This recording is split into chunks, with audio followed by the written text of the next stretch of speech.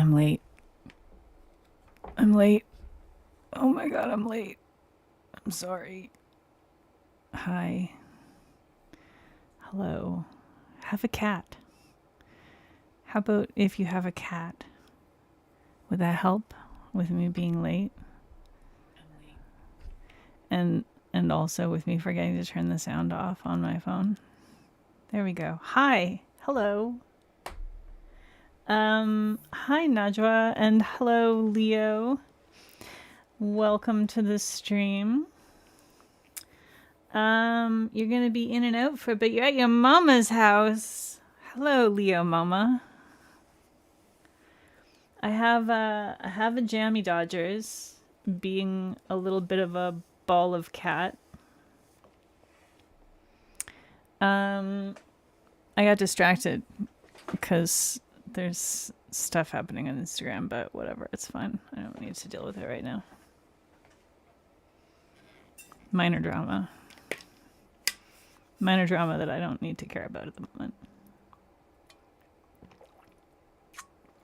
Why is there always drama? That's what I want to know. Hello. Welcome, Forever Xennial. Yeah, Jammy is being just a little ball of floof. Hi, Ray. Ray, so I was thinking about, like, if, and this is like not a good way to show you what I was thinking about, but this is the way that I have, is if it like was like either like an outside of it kind of thing, or maybe even an inside of it kind of thing. Inside might be even easier, because it could just be like a tray with like just like a flat and then the U and then a flat. And then you could have like your logo on the flat part, like cut in. And you could have like whatever color you wanted instead of whatever that is. Your logo would be cut in and it would just like pop into place. You know what I mean? I feel like that would actually be really easy, relatively speaking, to accomplish. And it wouldn't even have to like necessarily be a super permanently affixed or whatever. Like, it wouldn't be a big deal if it wasn't, necessarily a flawless fit. I don't know, it's just like what my brain was doing. Cause then, if you've got your finger in it, right? And say you're streaming or whatever, you're making a video, you could have it there with like your Instagram handle or your YouTube channel name or whatever on the part that's like visible beside your nail as you're painting. I just think that would be kind of cool. Anyway, that's what my brain was doing. My brain was doing something like that.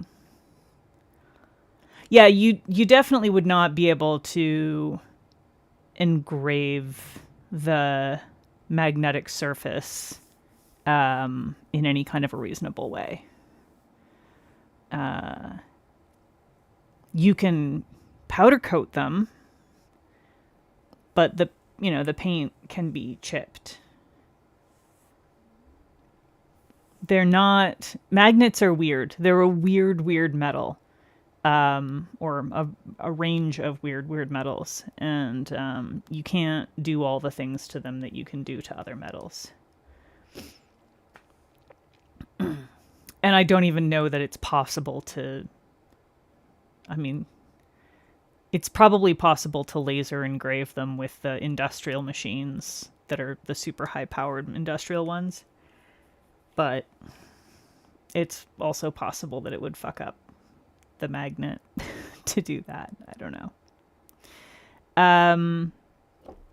Yeah. Magnets are weird. You can't just treat them like other metals and expect things to just go normally. I'm sure that there are ways to do it. I'm equally sure that those ways are horrifically expensive.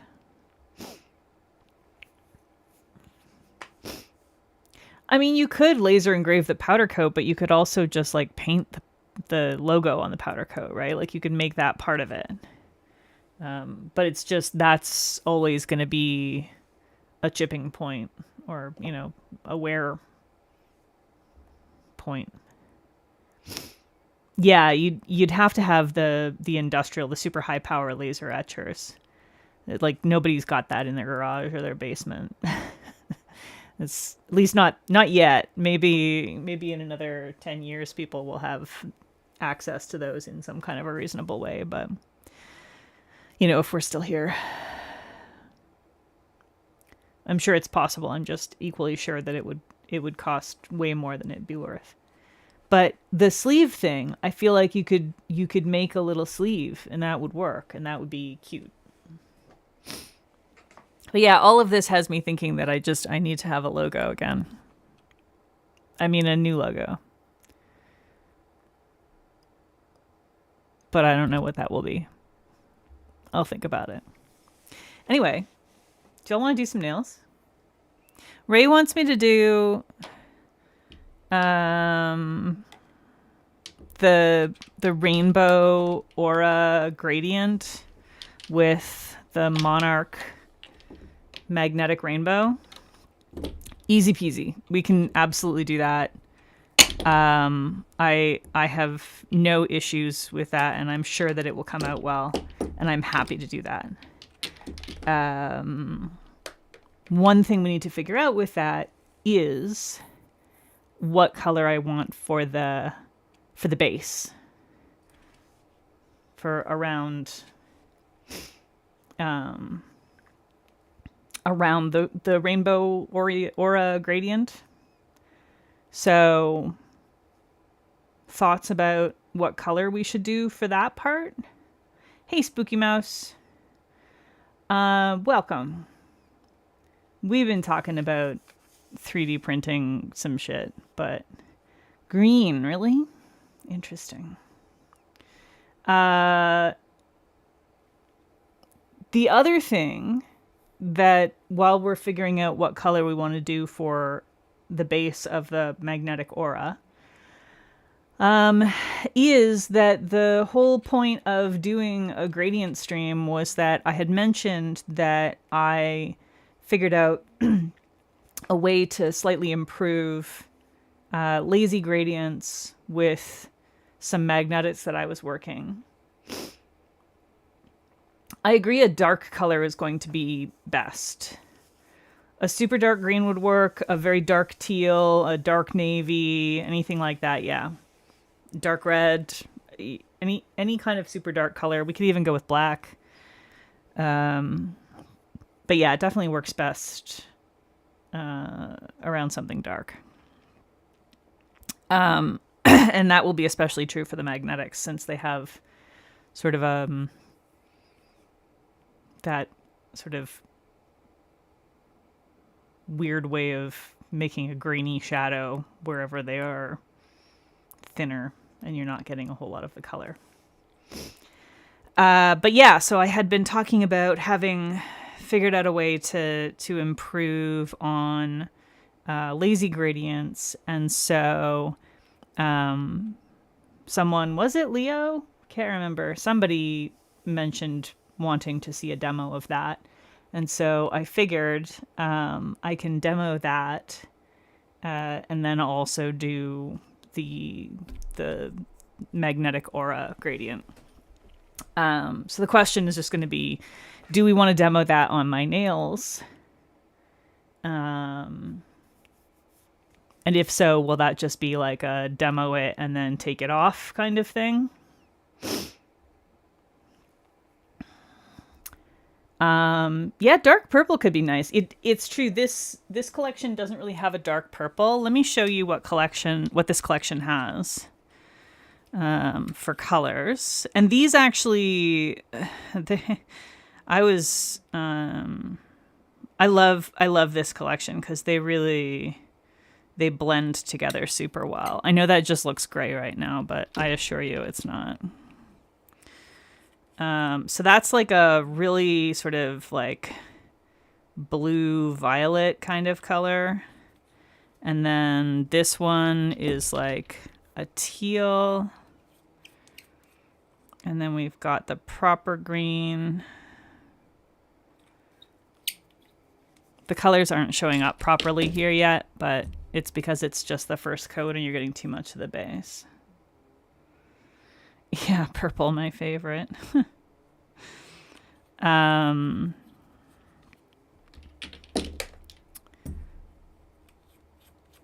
The purple, basically they have like this, there's a purple shift in that first one that I laid down.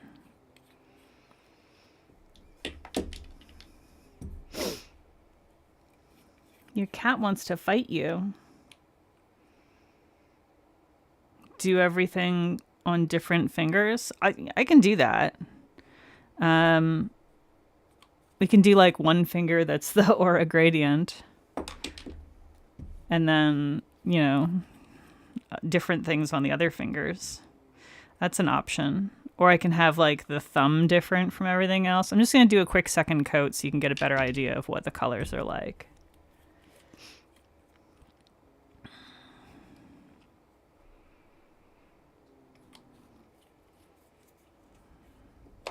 And I will hold it up.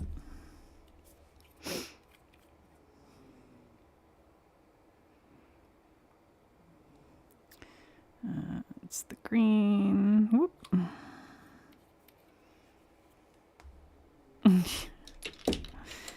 Sometimes the cat just wants to play when you want to pet, and that's just the way it is. I get that a lot, especially from the two younger ones. The old ladies basically never want to play. Not for more than a minute or so, that at least. Speaking of the old ladies, I think probably most of you have heard that Budgie had a little bit of a health scare over the weekend. Yeah, but she's okay. So this is the magnetic collection that we are going to do the gradient with, the gradient aura. So yeah, purple, a dark purple base would work really nicely because it doesn't have a true purple. This shifts to indigo. You can see it, I think, a bit there. But yeah, there's no true purple. So I could do like a purple base for this. But yeah, Budgie, she abruptly started being really unstable. Like her whole back end was wobbly and unstable. And it was like at 4 a.m., she had jumped up onto the bathroom counter as usual to get herself a drink. Everything was fine. At 8 a.m., when Brian went to feed them, she was wobbly and like having a hard time walking in a straight line, unable to just stand without sort of almost falling over. So we were obviously super worried because she's a very old cat and there's like a few different things that can cause that, and none of them are particularly good. So we went to the vet and we had her checked out, did all the blood work and everything. Nothing. There's nothing wrong with her. The vet is like, I can find nothing. Your cat is in perfect health. Your cat is in extraordinary health given her age. Like she's all of her blood work is showing completely normal and in fact fantastic. So like, let's wait and see. She definitely did not injure herself. There's zero indication that she injured herself, and it didn't seem like weakness or limping. It was very much like she would just be standing there and like her whole body, especially her hind end, would be like wobbling. And especially if she, tried to turn around or something, she would almost fall down every time she tried to turn around in either direction. It really wasn't consistent with an I've injured myself kind of situation. And she did not respond in any way to any kind of prodding. So she's 16. She and Jammy Dodgers are the same age. And she's never had a single issue in her life. Budgie Smuggler has been like the picture of health for her entire life. So we're like, we don't know what's going on with her. At this point, the vet says, you know, if you don't see any other symptoms, and this seems to have improved since she saw the vet with no intervention, it's just gotten better. She's stabilized again. So the vet's like, well, you know, unless and until you see either new symptoms or worsening symptoms, let's just wait and see. And then if we need to later on down the road, we can, you know, do scans and stuff. But like, fuck, man, it's rough. Like, you better not die young on me, because you were the one that has always been healthy. I'll be very upset. But yeah, so that's been Budgie's last few days, but she seems to be doing just fine right now. Jammy Dodgers is snoring over there. We set up a whole like ramp setup to get up onto the bed and everything that Budgie's been completely ignoring. She's like, no, I'm still just gonna jump. I'm gonna jump, and then I'm gonna stand there for a second and wobble because I can't quite balance, but I can still jump. It's very weird. Weird lady. Anyway, yeah, so we'll use these ones for the gradient. And I think you can see that like they kind of go smoothly into each other. I didn't overlap them much, but you can see that there's not like hard lines for the most part. They kind of just lazy gradient together quite nicely. Yeah, when you have an old lady or an old man cat, it's like anything changes and you panic a little bit. It's rough. So yeah, so these ones, they blend together seamlessly, and we're also going to use a sponge gradient for this. So those I'm not worried about, but like the kind of situation that I had run into before was when you're trying to lazy gradient two magnetics that are quite a bit different from each other, like these two. And like you can kind of try to sort of blend them a little bit, but you're always going to have sort of a hard line because they're a little bit too similar. And, or I mean, a little bit too different, rather. Not similar enough. You can kind of like try to blend them a bit, but especially if they have different shimmers, you're still going to have a line where the shimmer is different. So it's just difficult to gradient them nicely. You see how, like, I don't know if you can tell here, I kind of managed to get a little bit of a decent sort of in between on this side. But then if you look at the shimmer, there's like a hard line where the shimmer stops from the one, and it looks completely different. You vote purple or green, you just didn't think I'd go for purple? Listen, sometimes I understand that purple is the correct thing to do.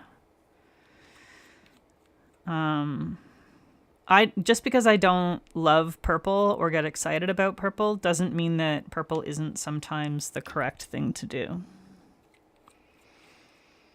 So the thing that I was playing with was, and it wasn't these two polishes that I was using, so I don't know how well it'll work for these ones. So I guess we're going to find out. I should get myself set up here.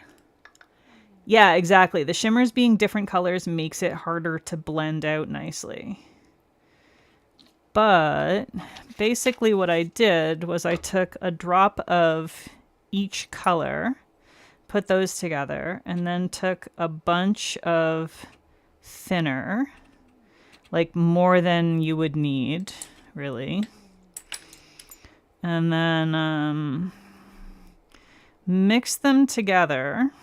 And I think We're a little too much of the red here, not quite enough of the other one. You would need to adjust to sort of try and get something that's reasonably in between.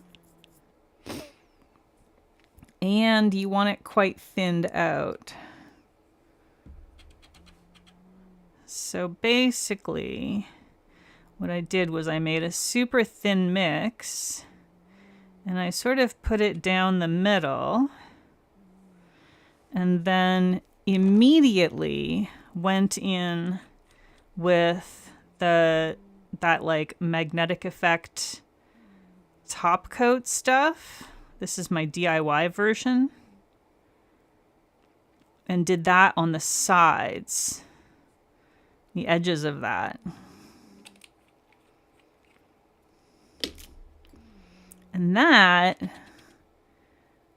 gave me a better blend. It's like an almost seamless blend. It's not 100%, but it's like so much better. It's an almost seamless blend, which is for lazy gradienting, and it's not more work than, or not significantly more work than a regular lazy gradient. Yeah, the DRK Magic stuff is basically a whole lot of thinner and a little bit of top coat.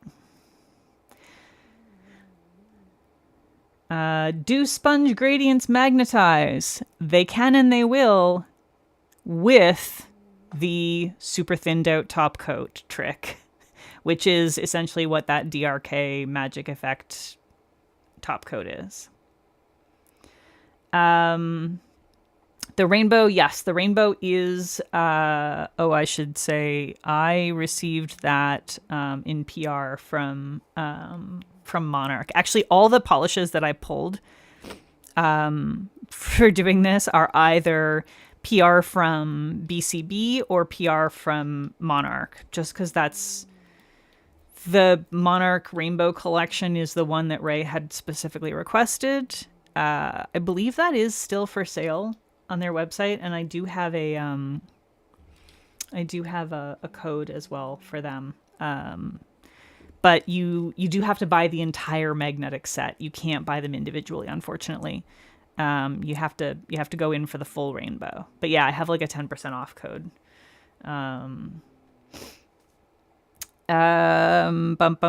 The other ones, yeah, are all just I pulled BCBs because, and I'm going to show you exactly why I chose BCBs to pull rather than any other brand that I own.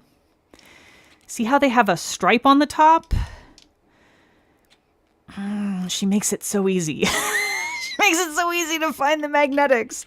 Other brands that I have to know what I'm looking for and go looking for a specific magnetic. Now, could I solve that problem by adding something to them? Yes, I could.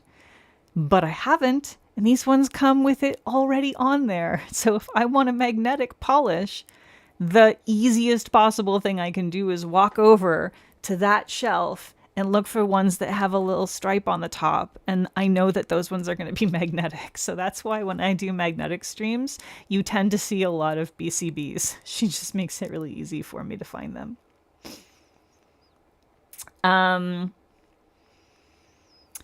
Adding thinner doesn't mess with the magnetic pigments, ?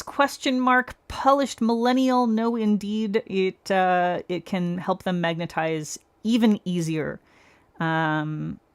If you are struggling with getting a magnetic polish to form a line, a cat eye line, or to get into the particular arrangement that you're trying to do with magnets, if they're moving sluggishly, add thinner to the bottle. It usually helps. And yeah, the DRK Magic Magnetic Effect, whatever the hell it's called, is super useful. I use it for a lot of stuff, to the extent that I actually ended up making my own version of it from just a dregs bottle that I had of top coat. I had like a little bit of top coat left in it, and I just topped it up with thinner. You keep your magnetics in a separate drawer? Well, aren't you clever? I don't do that. I have everything organized by brand, because that works well for my brain right up until the point where I need something that is a specific formula type. And then BCB is the only person that's like, I know, let's have something on top that shows them exactly what type formula type this is. It does help that I know her magnetics are going to be good, but yeah. Yeah, I can't have my magnetics in a storage bin. That would drive me crazy. Oh my god, all the different bottle shapes. No, absolutely not. No, I couldn't.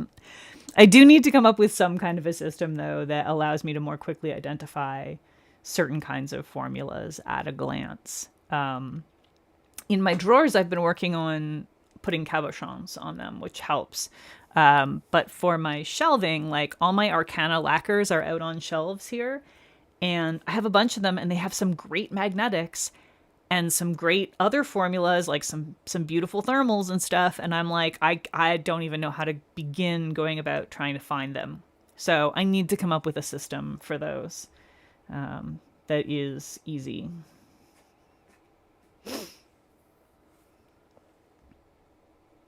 You have 2 whole magnetic polishes. Well, Lori, after this, you're going to be able to blend them together seamlessly in a lazy gradient. All 2 of them. You just reorganized by color? Oh god, that would drive me crazy. I don't know how to do that because like there's too many in between colors. Not a chance. If I was smart, I would do by brand and then like by color or by formula or something. But it's going to have to be top level by brand for me always. And hello, Ashley. Hair tie rubber bands like Linnery, that would work. I would just have to buy them because I don't own those. Okay, so I did grab like a bunch of other magnetics to do the lazy gradient thing with. If people want to actually see that in action more, and I'll let y'all decide whether or not that's something you want to do, or if you feel like you understand the concept and you want to just focus on doing all rainbow gradient aura nails with the magnetic rainbow.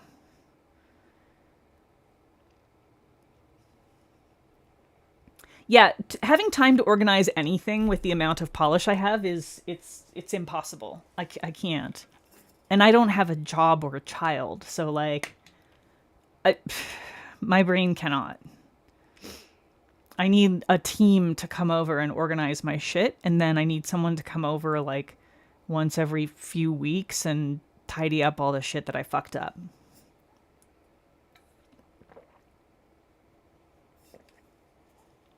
Yeah, trying to go by color, organizing by color when you have so many shifty colors, not a chance.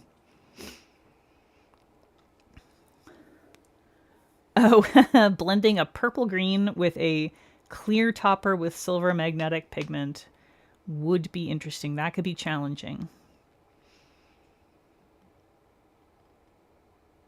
Accent aura. Tina Snails, hello, welcome. Yours are organized by color starting at yellow-green. Interesting. The first thing you ask yourself when selecting a polish is what color do you want? Yeah, I understand that.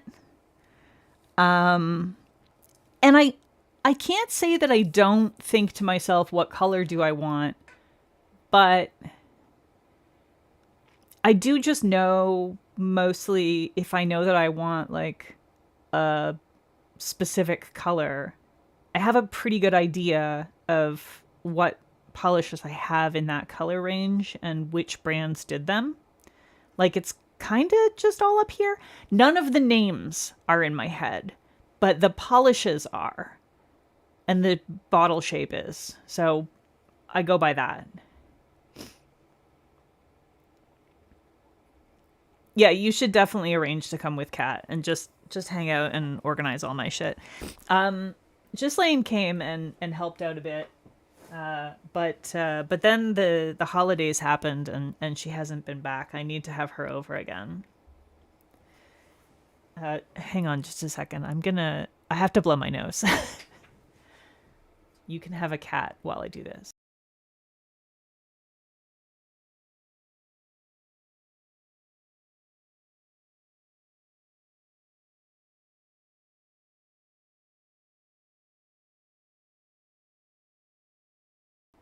Okay, I'm back.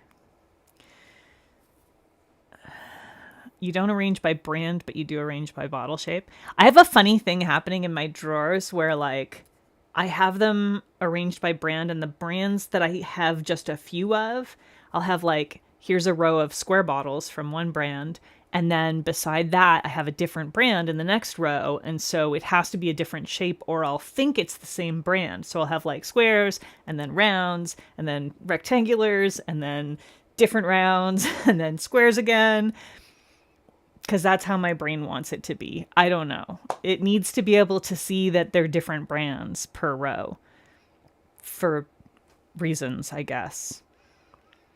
Which makes it really difficult if a brand like changes their bottle shape or their cap color. Oh yeah. I'm not okay with that. You need to just lock in your choices and stick with them. Huge problem. Okay, so are we going with a dark purple for this? I feel like we're going with a dark purple for this, for the background. I'm thinking maybe that Arcana Gengar polish might be good for the background for that.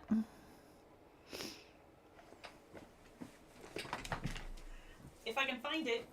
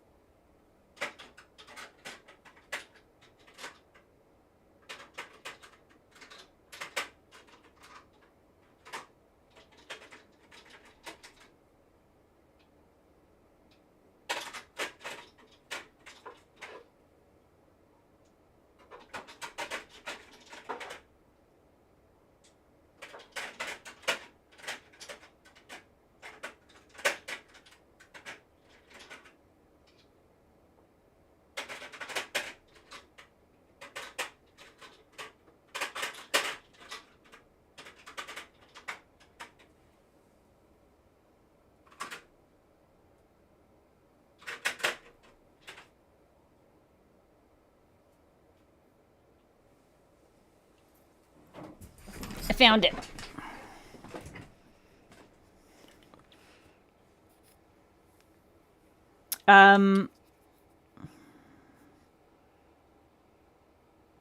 RIP if you have sassy sauces. Yeah.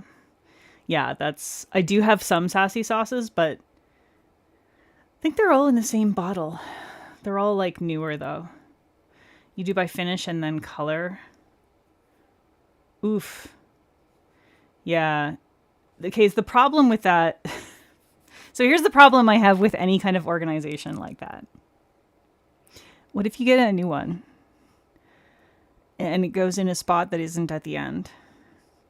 Then you have to rearrange literally everything to put it there. And everything has to get shuffled with every new polish you get. Like, what? I just watching. I can't be reorganizing my entire collection every single time I get new polish in. That's not going to work for me. That's not going to work. A column for each finish. Yeah, no, that's not going to work for me. There's no way. But then what?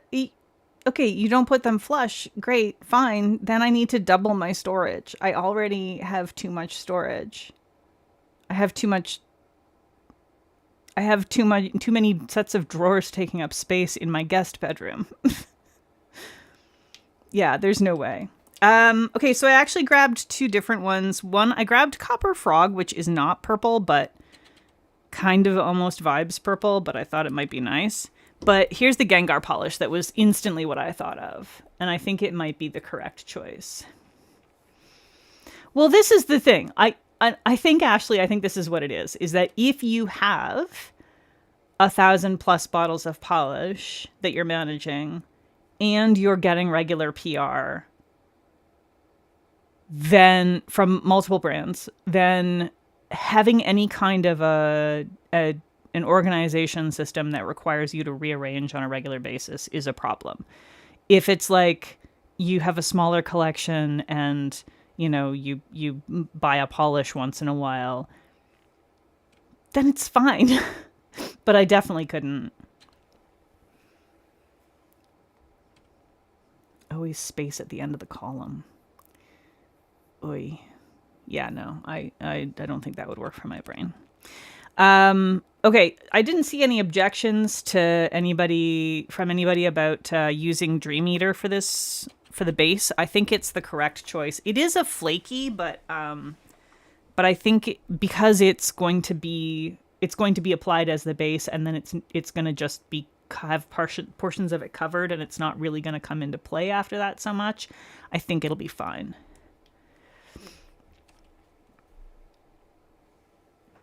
So, I already have. I also didn't see whether anybody said whether they wanted me to do anything other than the aura nails at this point.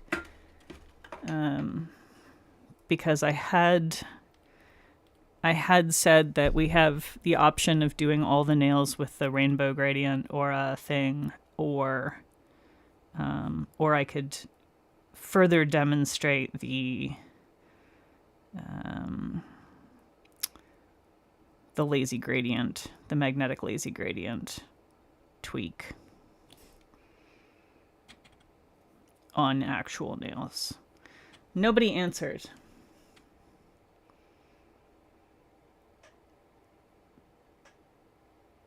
I've convinced you enough times that you can't find an organization method that would be maintainable.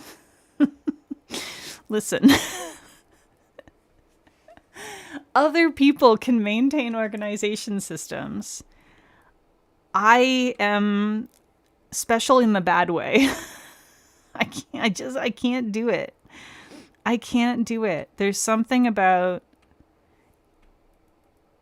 if there was a system that would take my swatch photos out of my phone libraries, if I could like grab a collection out of a library that I've made, or a folder that I've made in my phone, and like extract the info from that and dump that into a database, perfect. That would be perfect. I could stick with that. I could maintain that. But anything else? No.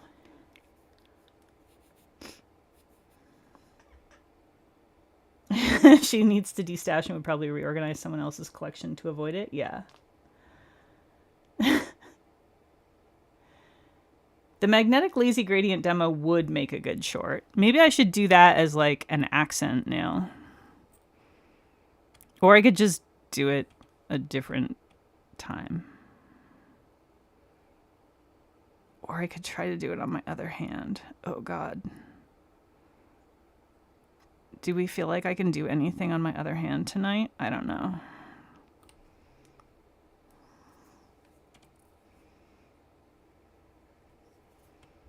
Gengar is really good. Doesn't Lacquer Tracker do that? What the hell is Lacquer Tracker?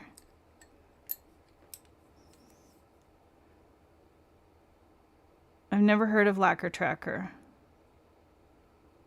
What is it?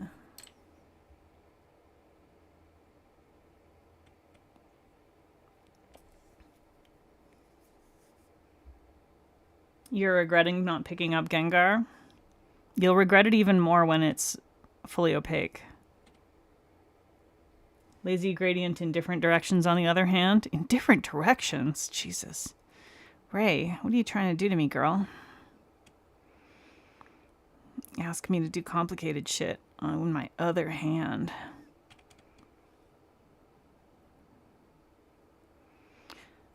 Is Dream Eater not available on the Arcana website anymore? Yeah, Jammy Dodgers is a Scottish fold. That one. Jammy. Jammy. Look at the camera. Jammy. Oh, that's a good girl. Yeah, show them your pretty face. Oh, such a good Jammy Dodgers. Yeah. Oh, that's my good girl. Yes. She is a Scottish fold. You don't use it, but you think it's an app that does that kind of thing. All right. I'll see if Lacquer Tracker exists for Apple. Yeah, Jammy Dodgers is a fancy cat. That's my ex-husband's fault. But I'm gonna say I adore Jammy. I have no regrets about the fact that I own Jammy. I love her. I love her the most. She is my tiny baby. She is my little old lady baby. But don't get a Scottish fold. Don't do it. They should be abolished. It should not be allowed to be bred. She has had horrible arthritis since she was quite young. The only reason she's able to function at all right now is because there's a relatively recently created medication for specifically for cats, specifically for arthritis, that does not fix anything, but it basically makes it so she can kind of function without too much pain. Don't get a Scottish fold. Don't encourage other people to get Scottish folds. It's not cool.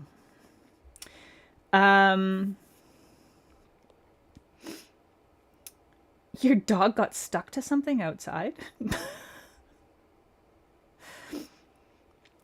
You were about to laugh, but it got sad. Listen, I'm sorry. I love her. I love her the most. I wish people would not breed animals. If I'd had any idea that Scottish folds that were supposedly like the breeder we got her from was one of the like ethical breeders that breeds them the right way, that reduces the chances of severe arthritis. It doesn't matter. They get arthritis and it sucks. They get really, the Scottish fold, the actual genetic mutation that causes the ears to be like that, it's because their cartilage is deformed. So that's happening throughout their entire body. Their cartilage is deformed. That's why their ears are like that, because it does not develop properly. So don't get a Scottish fold. I love her. I love her so much, and I'm happy that I have her in my life, but don't get a Scottish fold. It's not worth it.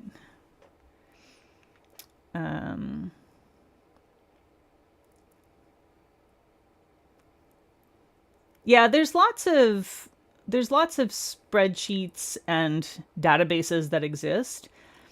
Setting up a database is relatively easy. I've done it. Maintaining a database as I get new polish in is literally impossible for me. I can't do it. So, and that's a my brain issue.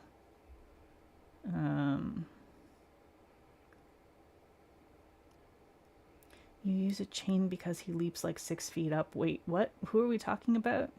A tailless cat that is a good leaper? Interesting. That sounds fun. Okay, gonna do second coat here. So Budgie, or Jammy's sister Budgie, has until last week had never had a single health issue in her life. Like, she's had to go in for a teeth cleaning once. That's it. Other than that, like, everything has always been perfect with her. She's never had any kind of an issue. And the other two cats that we have are like, you know, just street cats. That one of them adopted us, and the other one we got from a local rescue. So a calico and a tabby. Budgie, by the way, Jammy's sister, not a Scottish fold.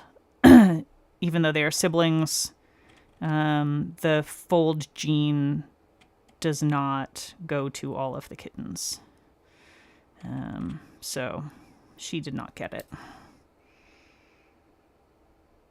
And so she's fine, and she has no arthritis.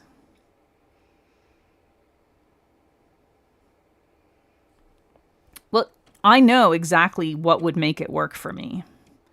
I have described in detail the exact kind of app that would work for me to make it. But I need it to be an iPhone app,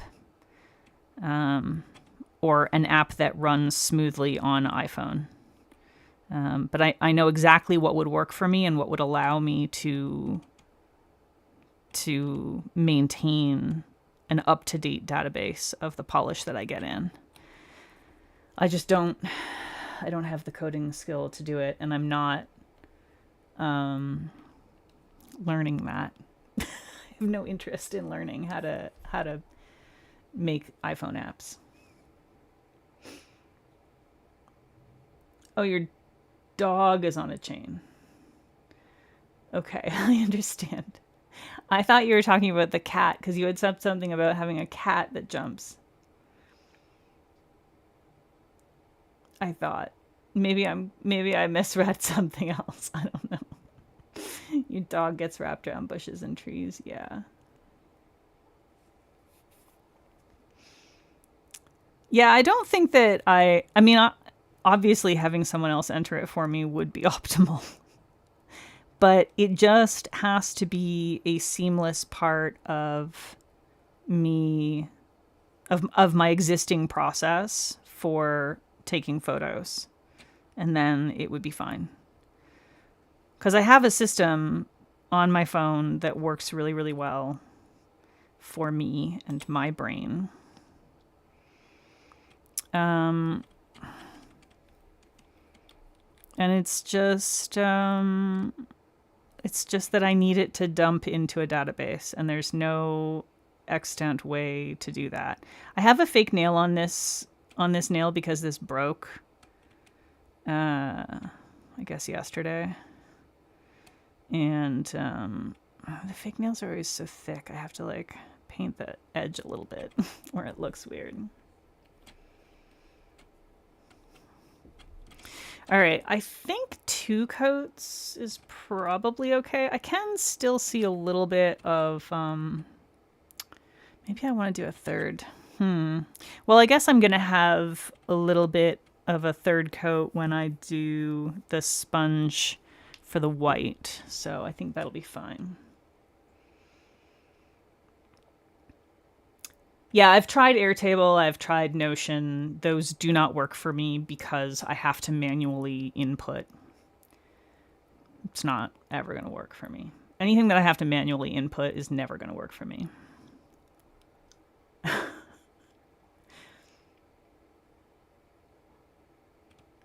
Anything that's an extra step is never going to work for me.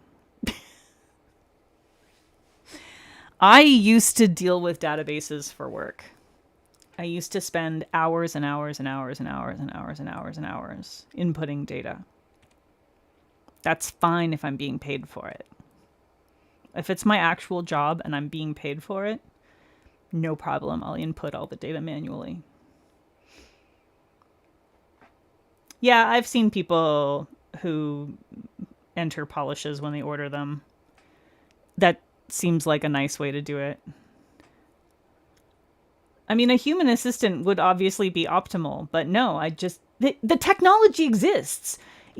Like, I know that someone out there knows how to build an app that will scrape metadata from my camera roll, right? Because I have folders in my camera roll on my phone where I have tagged the polish with like who it is.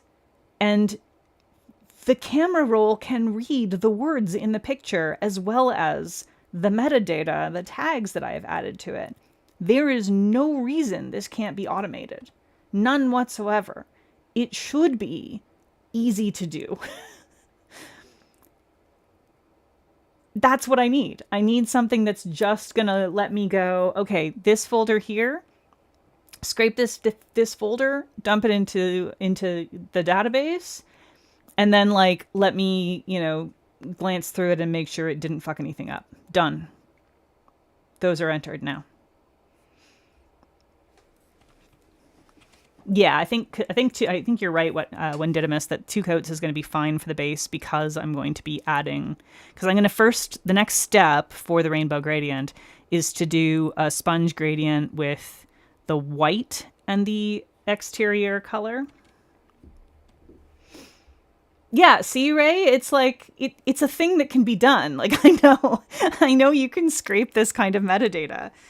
It's easy. It's doable. People do it all the time. And I don't have that knowledge base and skill. Hey, look what I just found. That's from the last time I did one. Yeah, I just don't have that knowledge base. So, and I'm not interested in learning to code at this time. I need to cut this.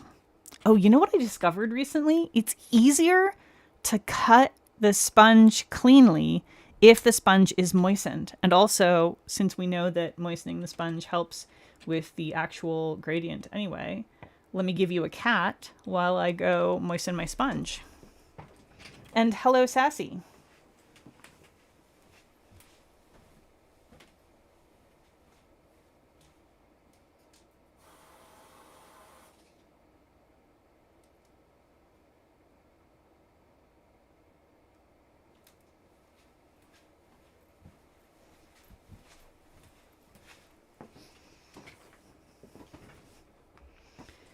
An AI polish assistant. Yeah, really. Yeah, I tag everything when I... So my workflow basically is I take the photos on my camera, I transfer them to my phone, I edit on my phone, and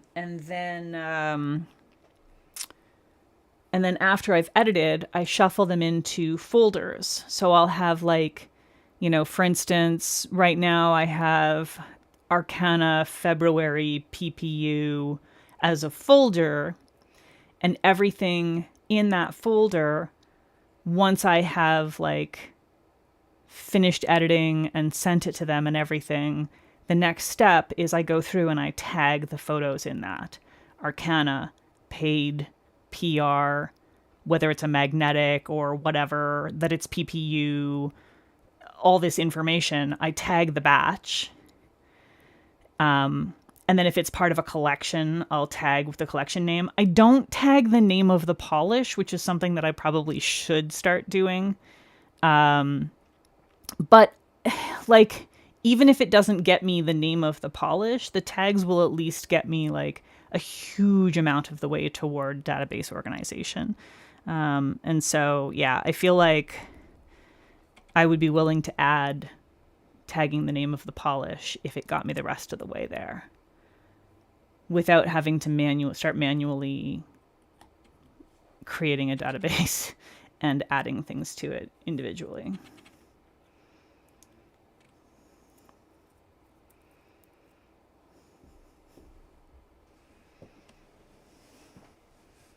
You have your spreadsheet updates down, but you can't get your swatch photos organized for your life. So for me, because I am doing PR, my swatch photos have to be organized. They simply have to be, because I'm sending them in to brands. I got no choice in the matter. It's got to be organized So,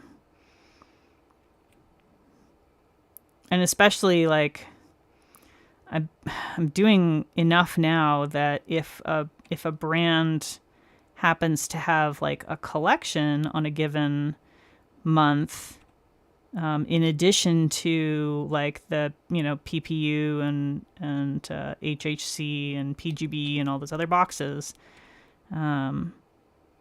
it would quickly become a problem if I didn't have them organized. We need to swap brains sometimes. Yeah, that would be useful. I forgot. I should probably. So I've just put the polish on here for this part of the gradient. Oh God, I hate doing this. I gotta tell you, these rainbow gradient things are brutal. Oh yeah. Like trying to get them centered, forget it. Oh yeah, also if you're new here, I raw dog my gradients. We do not have any latex down. I don't think anybody here is new, but hi Sylvia, welcome.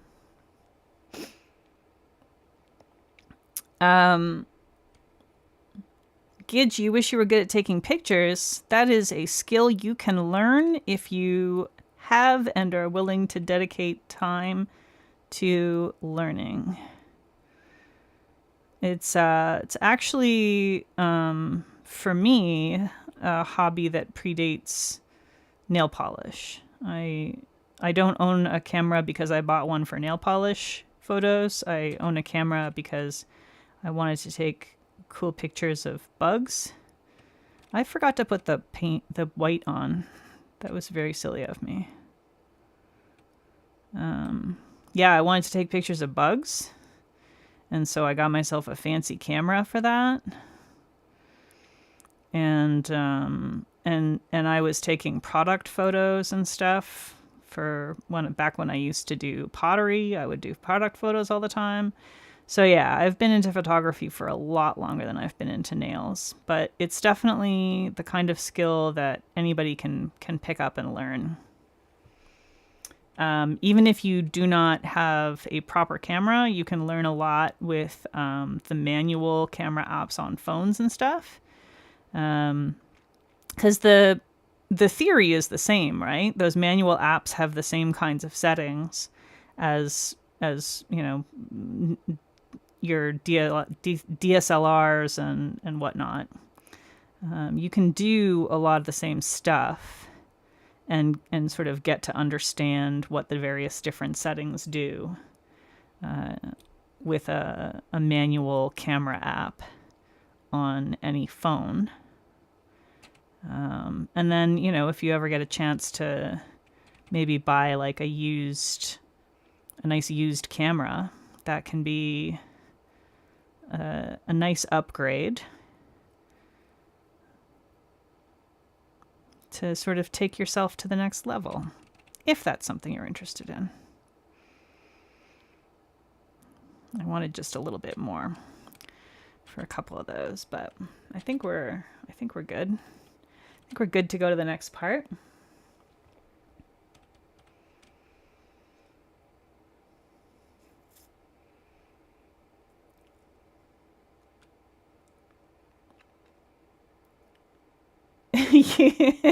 Happy Thursday, everybody. I came into the comment section about raw dogging and I was like, another Thursday with Peggy. Yep. Thursday with Peggy, where we raw dog. It's normal. It's fine.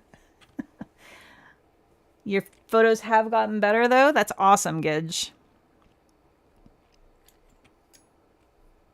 It takes time, there's a lot to learn. And the other thing is that like each camera that you may work with, and this includes phone cameras, each camera sort of has its own little quirks. And so you can learn the theory and like what the different settings do.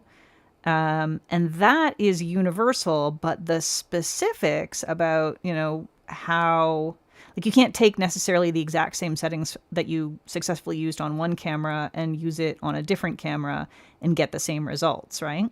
So there's sort of a little bit of every time you switch to a different actual camera or, phone camera, you sort of have to learn the particular quirks of that specific piece of equipment. And so, yeah, you kind of just pick it up, get better slowly as you go along, learn how to, tweak your lighting and whatnot to get better results. Who do you have to thank for making me wear purple? Listen, I chose purple. And I specifically chose Dream Eater because it's what's going to work best because of what we're doing. Has anyone told me that I kind of sound like Tig Notaro, the comedian? I had no idea who that is. And yes, cell phone cameras are amazing these days. They're still not quite... They're incredible, and for some things they can be better than cameras. For other things, a proper camera can still get you better results. It does depend. But like the overwhelming majority of swatchers that you see are using a cell phone. They're just using their phone camera. And they get amazing results. So you definitely don't need like a camera to get really cool photos, right? And there's even lots of professional photographers out there who will also post, they'll post photos that they take on their phones while they're out in the field with all their equipment and everything, but they just wanted to get a quick shot of something and their camera rig wasn't set up properly for the type of thing that they wanted to get a quick photo of. And so, they'll post both things, and it's incredible the quality you can get out of just a standard sort of modern cell phone for their cameras. You do have to learn sort of how to take advantage of the equipment. Yeah, Tina. It's really part of it is like figuring out the distance and the angles and everything. Trying to take a photo of your own hand with an actual camera is actually a lot harder than trying to take a photo of your hand with a cell phone. Like with my camera, all right, this is going to be weird. I'm going to switch away from the nails up display and show you the heads up display for a moment because I want to show you my camera. Ooh. So this is my camera. And this is the lens that I typically use for when I'm streaming. This is just a 35 millimeter lens. This is what I use when I'm photographing my nails. Now, when you stick this on the end of this, and then I have this thing is my little screen that I use to see what I'm aiming at, right? It's only a one-sided screen and it only goes so many different directions. So when I need to take photos with that giant lens, I do have to be a certain distance away from that giant lens. And so I have my camera on a tripod and I'm like, basically I have to find a way to be able to be aimed at my nails, see that screen, be stable, be comfortable, be able to prop up my nails at that correct angle and like not be shaking or anything. It's challenging even with a tripod. So yeah, it's a lot easier to just be like, oh, I've got my phone, here I am. That's the angle. Yep. It's so much easier to just do it with a camera or with a phone camera. It's brutal trying to do it with an actual camera, but I personally prefer the results that I get.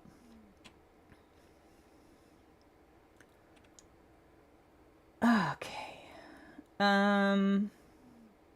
Yeah, cell phone cameras do have some weird post-processing quirks. And yeah, there's a good reason why point and shoot cameras aren't really a thing anymore. Is the overhead too close to the table to use that? Here's the thing. When you see my swatch photos are done, or like not the photos, the videos that I do. My swatch photos, I prop my camera up so it's this high up. So, now you're like, this field of view is probably around 10 inches ish. With the lens that I currently have on here. Those videos that I post are at this height with the macro lens, and I don't crop them.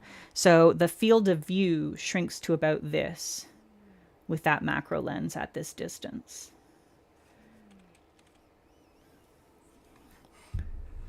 That's why I have the overhead rig.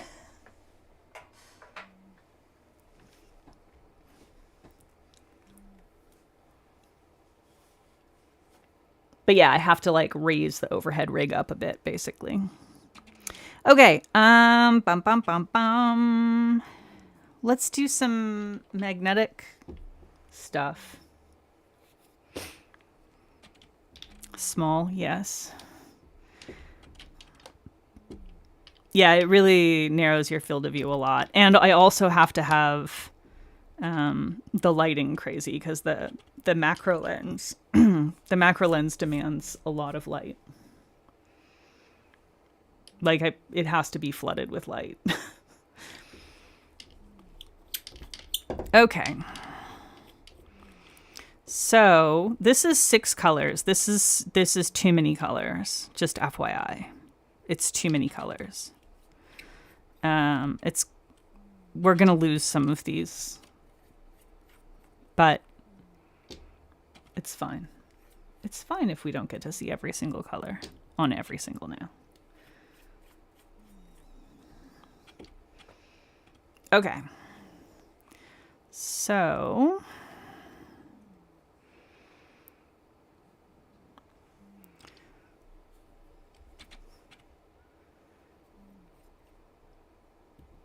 you struggle with that since you tried to switch to DSLR? With which? The distance thing or the light thing? The light thing. The greens are different though. They're different greens. I mean, I could take out the tealy green. That might be a better idea. Let's take out the tealy green. We'll just do those ones. It won't be quite as seamless, but it'll be fine. Yeah, the lighting is a thing. You don't realize just how much light your phone itself is like basically inventing for you. But yeah, your phone adds a ton of light, and it's challenging to make that switch. You have to really have a very bright setup to use a proper camera.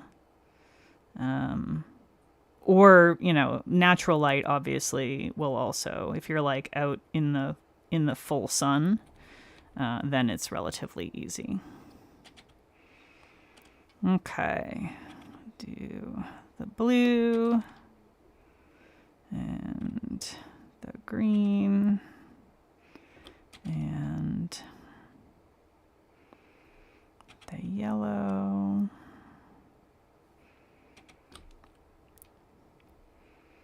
And I need to set up these bottles differently for the next batch, I think.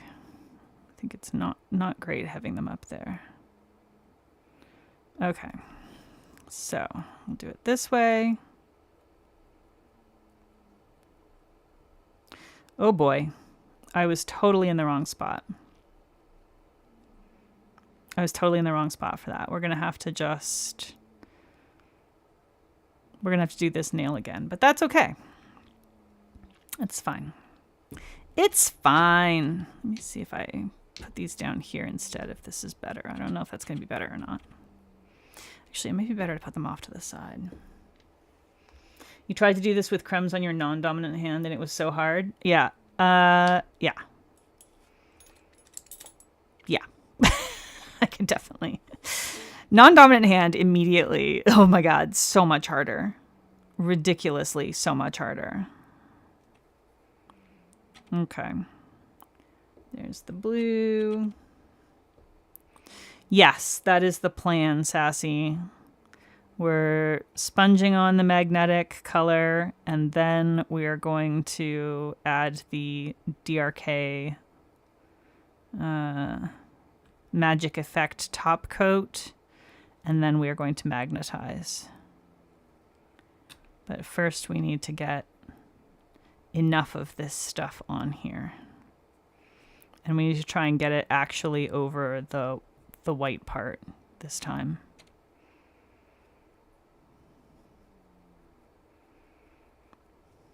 There we go. Got it over the white part. Hey, look at that. I don't have it on the nails up.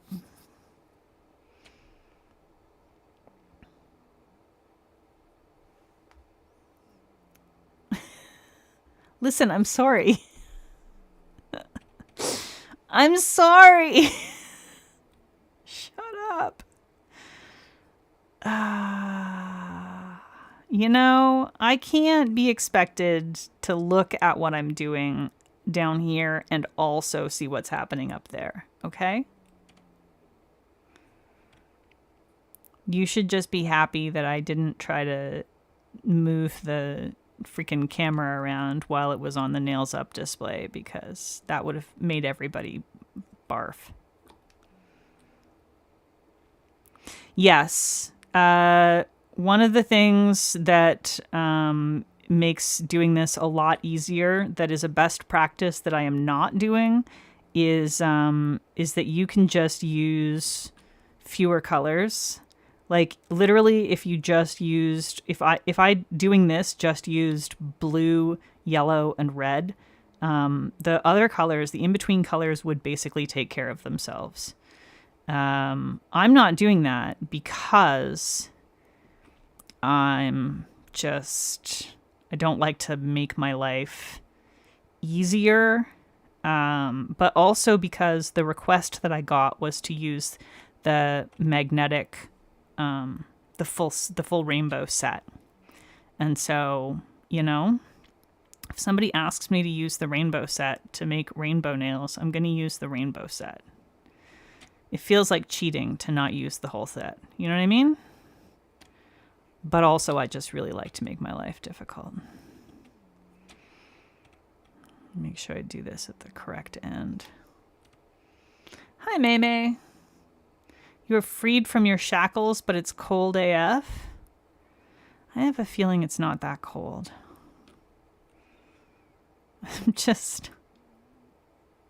I mean, it could be. Florida does get occasionally actual cold.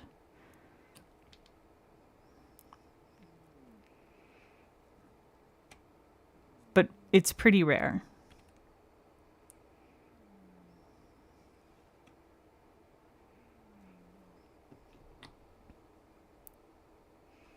You're excited to see this magnetized? Me too. I hope it magnetizes well.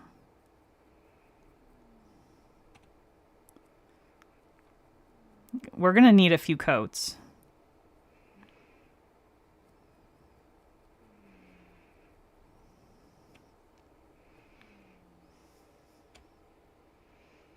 In the 40s? Yeah, so not actually cold. Cold for Florida, but not like cold.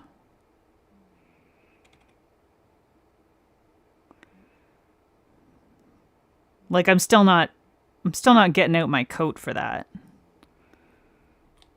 Or like non-sandals. I'm still wearing my sandals in 40 Fahrenheit. With socks, to be fair.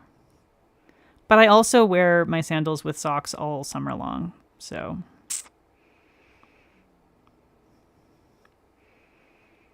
that's right, folks. Your girl is cool. I wear socks with sandals basically year round because of how I'm cool.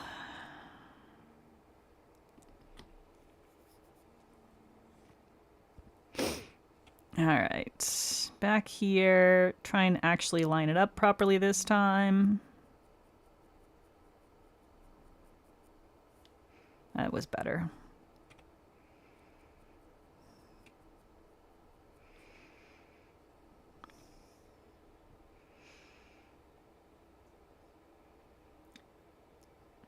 If you're cold, that's fine.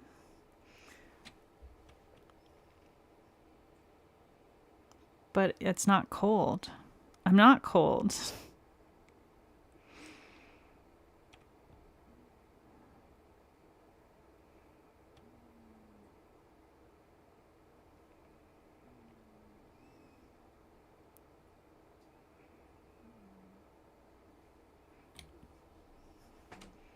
I just wear socks with sandals because it's comfortable.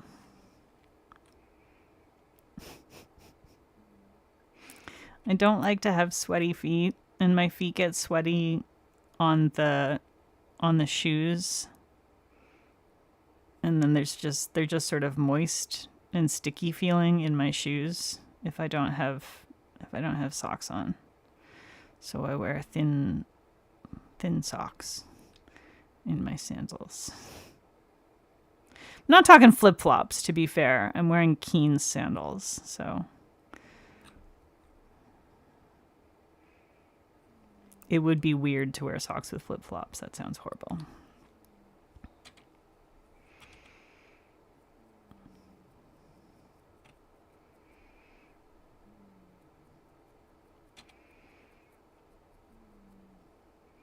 Uh-oh. Got a little purple stripe in the middle of that one somehow. I don't know if you can see that.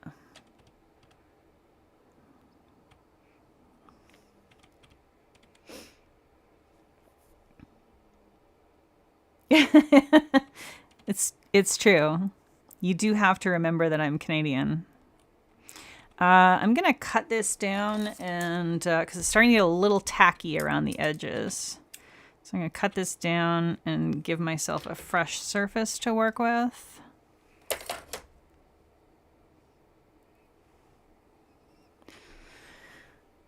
I was born in the cold.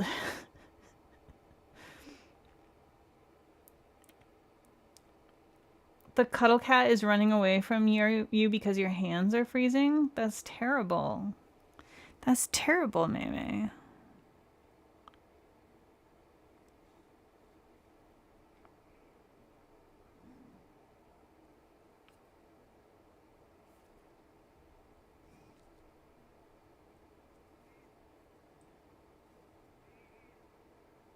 I'm not really picking up enough because I'm not dipping my brush as much as I need to. That's better.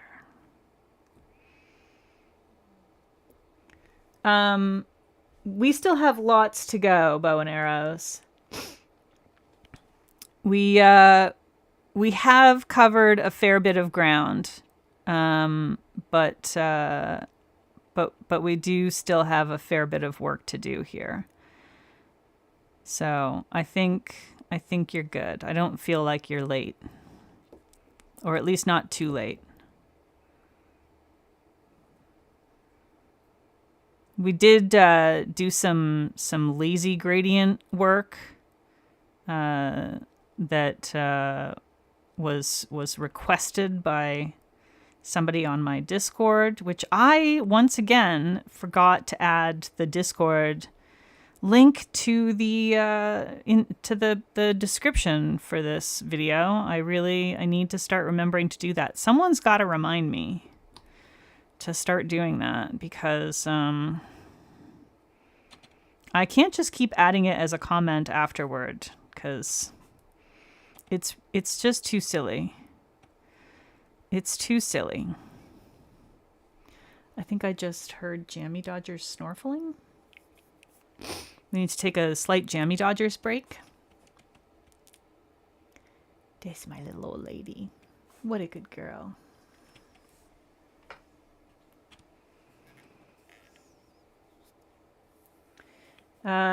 If you moisten it with thinner instead of water.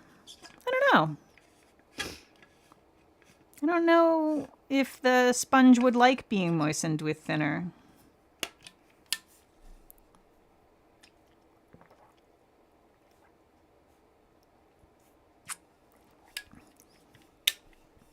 Where's the lazy gradient? It's here. I can show that again after we're... Yeah, this gradient is not lazy, One Didymus. I think you missed the lazy part of it, which was not this. This is two separate things. We had the lazy gradient at the beginning, and then we started the extremely not lazy gradient. You gotta blame chat, because chat makes all the decisions around here, pretty much. So if you don't like how things are going, it's probably because chat did something. All right. Back to the extremely non-lazy gradient. But yeah, I can try to demonstrate the lazy gradient on my other hand once we're finished with this. The modified lazy gradient for when you're working with very different magnetics. I think it would also work for shimmers. I mean, really, I think it would work for most formulas except for like cremes. There's no great way to lazy gradient cremes. Cremes are just a pain in the ass. You simply must sponge cremes.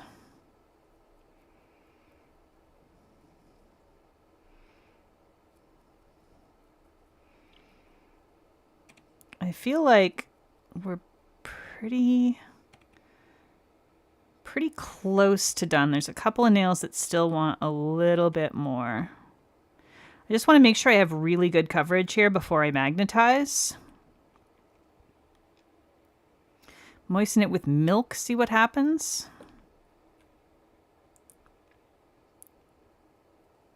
Yeah, I mean, I feel like these sponges have to be pretty robust to the solvents in nail polish, or we would end up, you know, melting them with just the nail polish. So I don't think that putting thinner in it would necessarily like melt it, but it's possible that because it is so much more concentrated that it may degrade it faster than one would desire. Just not sure what would happen, but it's one of those things that I would be willing to try. Let's see. I want a little bit more on this this ring nail. Try and cover up that weird purple line that we got from before we swapped out the sponge for the new bit, or rather cut off the section of sponge to get the new bit.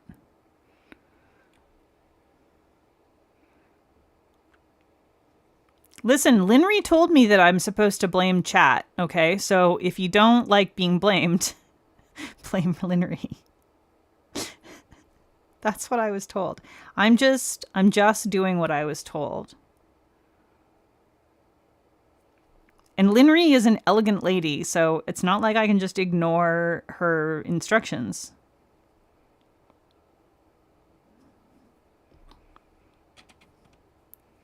All right. I think this might be the last little bit. And then we will do the magnetizing. It looks really cool already. Even without being magnetized, it looks really, really cool.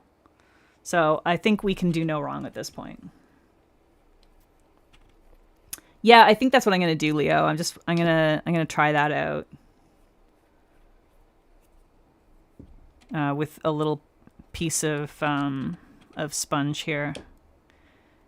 But I think I want to use a piece of sponge that is not moistened with water. I do think that the thinner, if it does not damage it, I do think that the bigger problem might be that it may just evaporate too fast to be super useful. That's actually more of a concern, I think. Just my guess. But yeah, we can try it out. All right.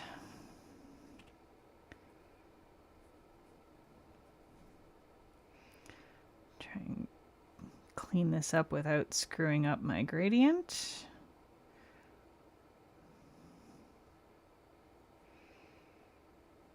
There we go. All right, let's see.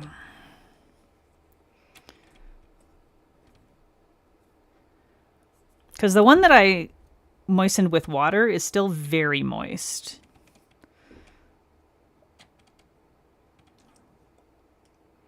So I'm just going to moisten this with thinner. I'm going to get it nice and saturated. Okay. That is fully saturated with thinner right now.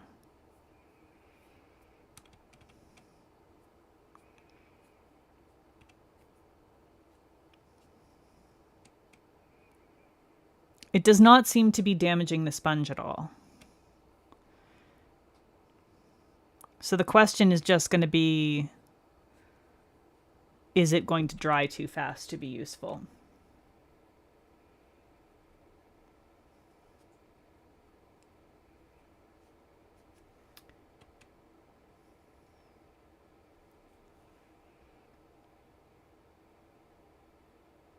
In your really bad defense, you were only half listening when we asked, and you took an educated answer. Your answer was wrong, but you're happy with the results. I don't know what you were wrong about, so it's fine. I don't think I saw your sloth Manny. You wonder if the thinner in the sponge would pick up the polish I put down already? That's also possible. It's not dry yet. I feel like I would be willing to try it out if I hadn't already, basically finished. But I'd be willing to give it a shot another time. Sloth stamps on sloth's polish. Why don't I love you? I don't think that I have a reasonable answer for that. I'm not sure that it's a reasonable question based on the fact that I didn't see something that you posted. Maybe instead of asking unreasonable questions, you should send me the sloth Manny somewhere where I can see it and then put it up on the screen so everyone else can see it. About sponging versus lazy gradients, you thought you were asking how we wanted you to sponge. Oh, I see. Yeah, no, the lazy gradient we're going to do on the other hand. But first we're going to bead magnetize. So I have my DIY magnetic effect nail polish, and I have my actual magnetic effect nail polish, which really I could probably just top up. No, that's the seal glaze. I'm out of the actual one. It's a good thing I didn't just do that. So I will use my DIY one because I don't have the actual one. So we're going to give this a shot. See how well it works. I have not yet tried to use my DIY one for something like this where I'm starting with a completely dry polish. So this is a good test of it, I think. You DM'd me on Discord? Okay. I will take a look at it after I finished magnetizing this thumb. Or hopefully magnetizing it. Sorry for the giant hand on screen. My goodness.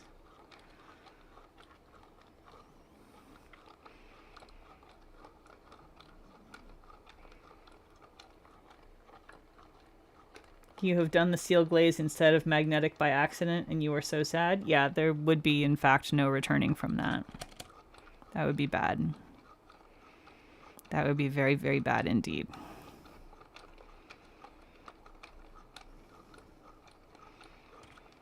Hopefully this does a good job. Ooh. Oh yeah, that's freaking cool. That's freaking cool. I was slightly off center, so I'm probably going to have to do a second round on it, but dang, that's cool. All right, before I do that, let me go to Discord, where I have been DM'd with a very cute sloth Manny. Oh, is this BKL Sloth in the background? Let me just save this to my desktop.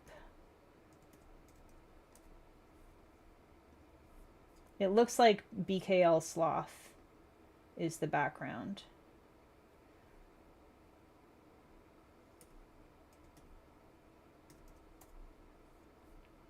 I will throw these up on the... It is, yes. The third photo made it obvious. I didn't see the third photo until after I asked that. Bum, bum, bum, bum. Safari. Let's open these two in Safari because I have a thingy for that. That was not what I meant to do.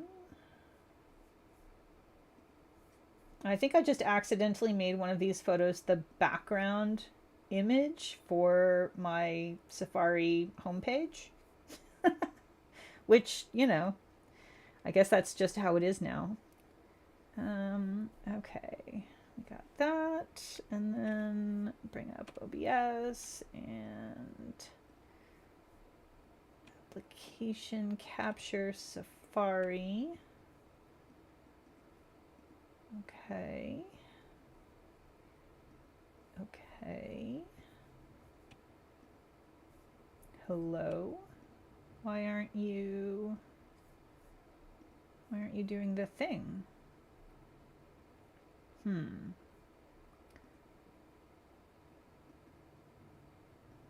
How about window capture Safari instead?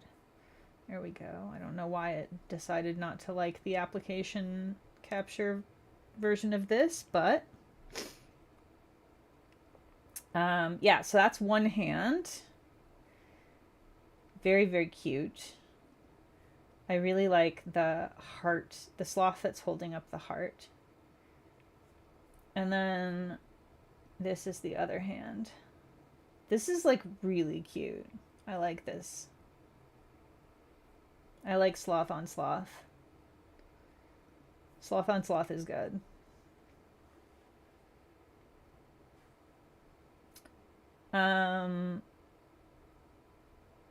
Okay, back to this. Do I have a video or post with my DIY recipe? For the Magic Effect magnetic top coat, no. Basically what I did is I had some nail polish or some top coat. And you can see in here there's like a lot of mixing balls of different sizes. This was dregs of like several different bottles of top coat, and it had gotten down pretty far, and I had combined a bunch of stuff several times, and I decided I wanted to try making my own version of the Magnetic Effect top coat. And Cat Dark and Stormy, who I don't know if she's still here, but she was earlier. She's often here. She was pretty sure that top coat, that Magnetic Effect stuff, is just super thinned down top coat. So when this bottle was like maybe to here-ish, pretty low, to the point where I was like having trouble getting some out, I basically filled it all the way up with thinner. Just the regular, so I use KB Shimmer Restoration Drops. It truly doesn't matter what thinner you use. You just want one that is only butyl acetate and ethyl acetate, just those two ingredients. Any thinner that is just those two ingredients is going to be safe for any standard nail polish. So, i.e. not water-based nail polishes. But yeah, so I just filled it up completely, shook the heck out of it. You can see it's super watery. And that's it. And it works great. So I'm going to go ahead and do this again because I do want to try and get that centered a little better. And thankfully that's a thing that you can do with this. So it's basically just a buttload of thinner with a little bit of top coat in it. And then you just magnetize as usual.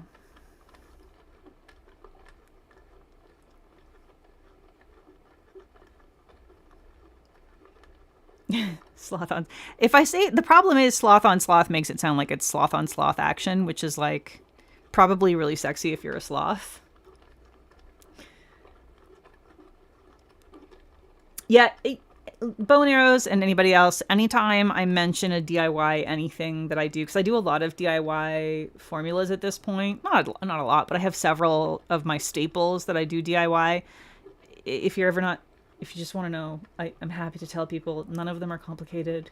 I don't like have stuff written down necessarily, or like, you know, I don't have videos about how to make them or whatever, but like my DIY peely base is a staple for me. I make my own cuticle oil. I just made it again. I made a fresh batch again.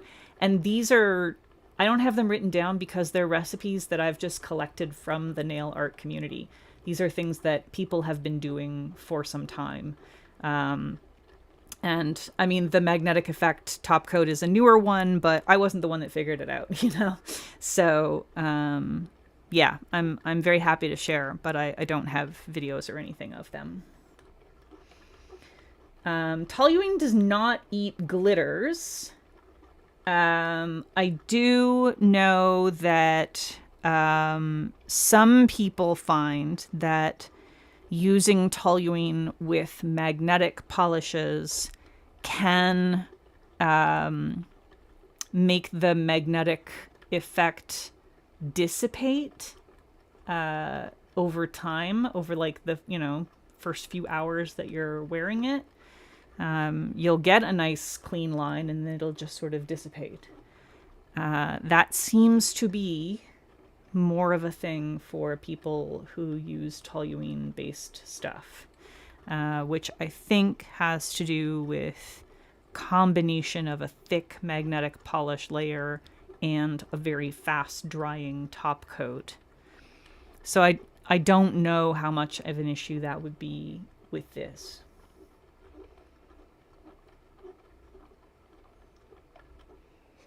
Sounds like a slow burn, yeah.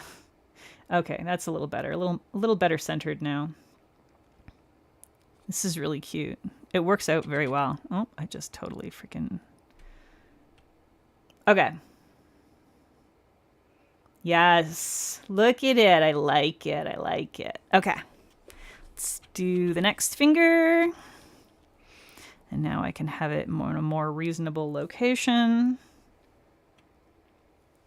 Yeah, I think the issue is that if you do... So here's the thing.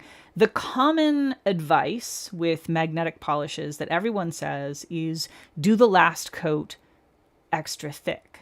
Well, what's extra thick, right? For some people that do super thin coats, that just means the last coat is like a little thicker, more like what would be a normal coat for me. If you're already someone who does slightly thicker coats and someone tells you to do an extra thick coat, you might be really putting on a lot of polish there, right? So you may be someone who has a super thick magnetic sort of stack happening, and then you go and put toluene on top of that. The toluene top coat is going to dry hard and fast, but what's happening underneath, right? It may not be able to dry all the layers as readily as it wets all the layers. And that's my hypothesis for what's happening for some people when they're using a toluene top coat with magnetic polishes specifically. I suspect it's a matter of they're doing their magnetic polishes thicker than they do most of their manicures, and the toluene is not able to dry everything as quickly as it wets everything.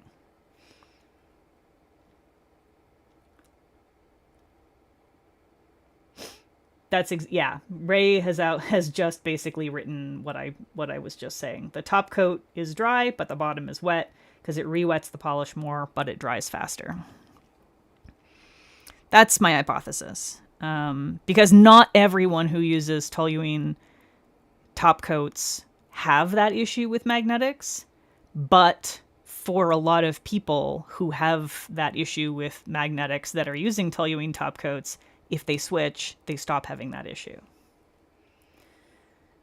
The trick is actually thinning the magnetic polish, drying thoroughly while magnetized. Yeah, I think that and just like applying not quite so crazy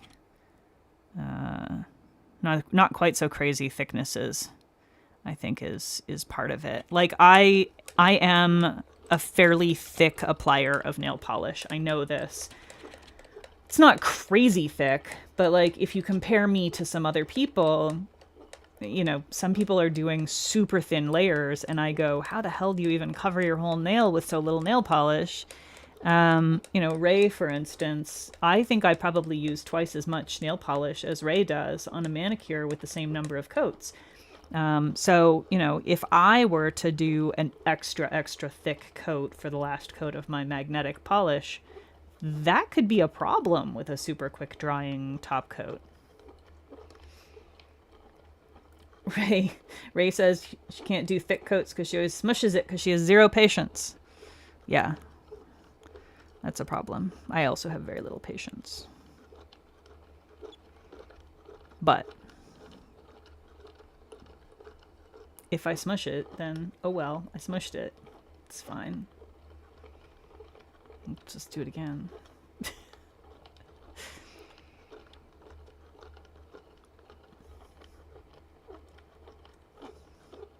All right. Yeah. So index is magnetized, the others are not. So you can definitely see that bead magnetization doing its thing. The other ones still look nice, but it's just a little extra fun. I want to check on... Okay, the one with the thinner still feels very slightly moist. And the one with the water is still very, very moist. So the thinner is evaporating a little faster, which is what I would expect, but it has not gone yet. So that's good.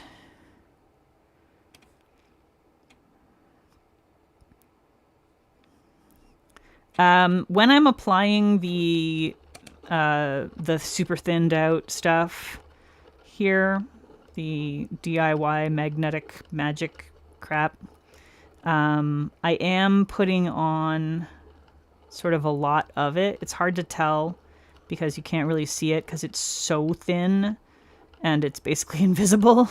So I know it's hard to tell on screen how much I'm putting on. But I'm not wiping the brush off. I'm basically dipping and just making sure it's not actively dripping. But I dip the whole brush and then I just go ahead and blop it on there. You do want a fairly decent coverage because it's got to soak in to the whole thing.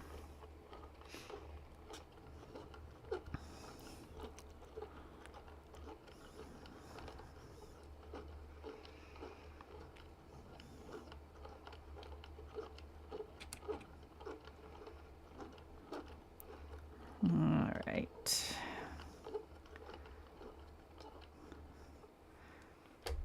There we go. This was a super fun idea. Ray, this was a fun idea. I'm really happy that you suggested this.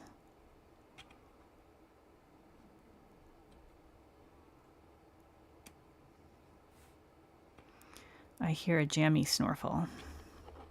She's rearranging herself again, but I can't change up the cameras without messing up my nail. We just have to admire her in miniature, unfortunately.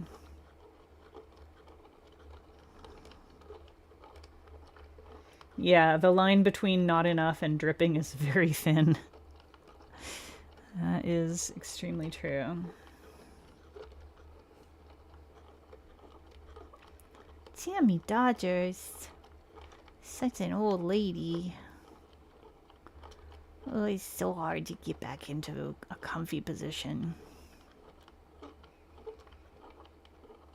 She takes such a long time settling herself in now. Such an old lady. I love the snorfels. The snorfels are hilarious. And she does it like every time she gets up.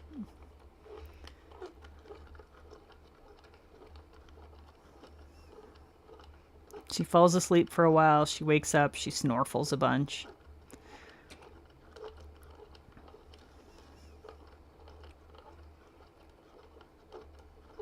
Sometimes she does it directly on my face because she sleeps on my pillow. So I'll be like lying in bed and she'll just fucking snorkel right in my face. It's really gross.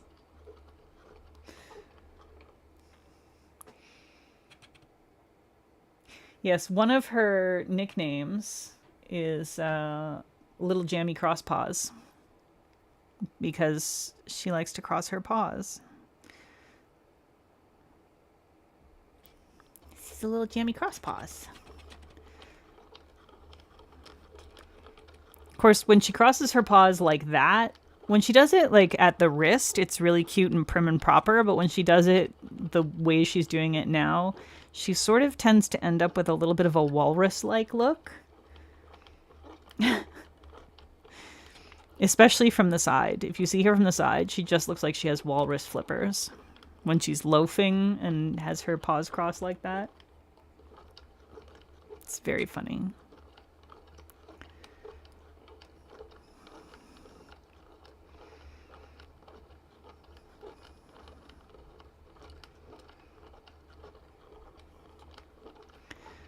All right.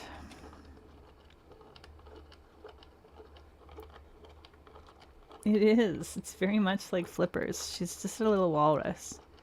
When she's loafing with cross paws, she's a walrus. When she gets into a cat wreck, she sometimes becomes an otter. She'll just lie there on the ground on her back and you know, with the no ears, and she'll have her little paws, her front paws like this, and she just looks exactly like an otter. It's freaking ridiculous. Okay, so there is. Yes, it's a good jammy. Oh, big yawn. Oh, such a big yawn. What a good girl. This my good baby. Okay.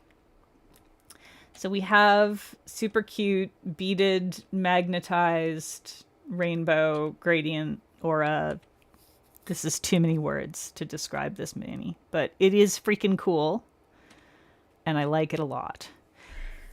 Let's mess with the other hand. So we're still gonna need this. So we're gonna do some lazy gradients with magnetics that are super different from each other. I need to get her tusks for her next Halloween. That's a good idea. I got flakes from that, from the Gengar polish. Okay, so those two looked kind of cool together. What else we got? Those two might be interesting.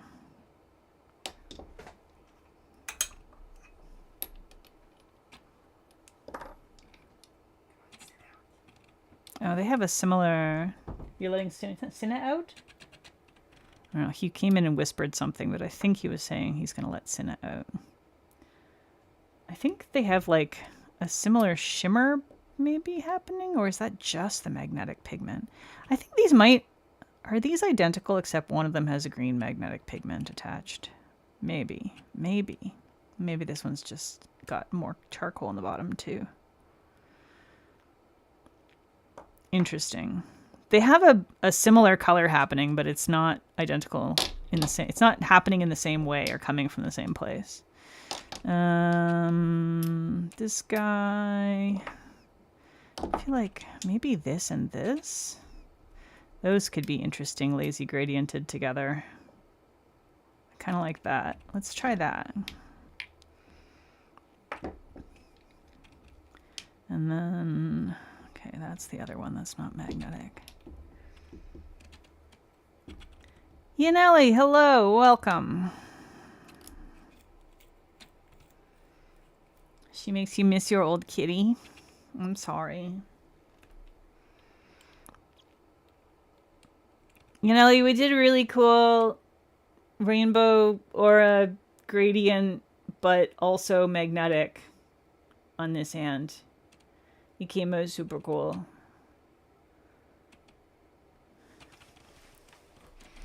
And now we're going to do some lazy gradient shit.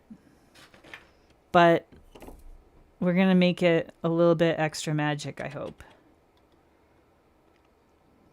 Okay. So we'll start out. It's going to be extra difficult because I'm working on my wrong hand here.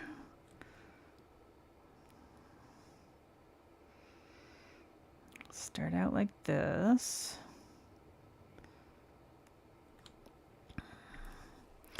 And then maybe we'll do these two colors on the next finger.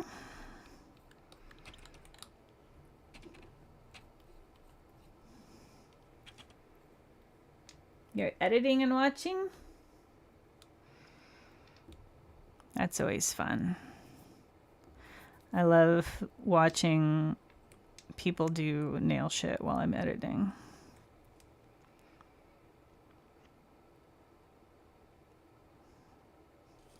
Also gaming. I like to watch gaming streams while I'm editing as well.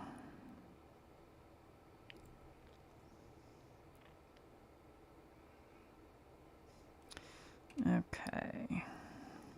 Oh boy. My nails are so small and these brushes are so large.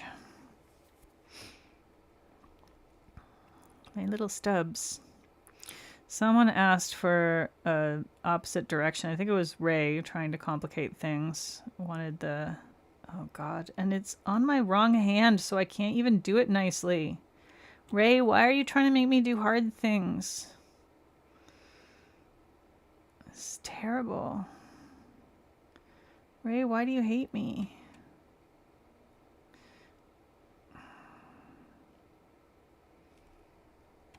Oh my god, it's so difficult.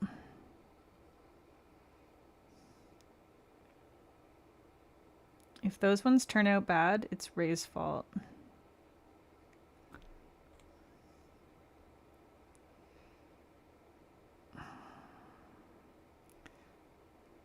I could have just ignored Ray. I could have just not listened to her. Why did I just not listen to her? Why didn't I?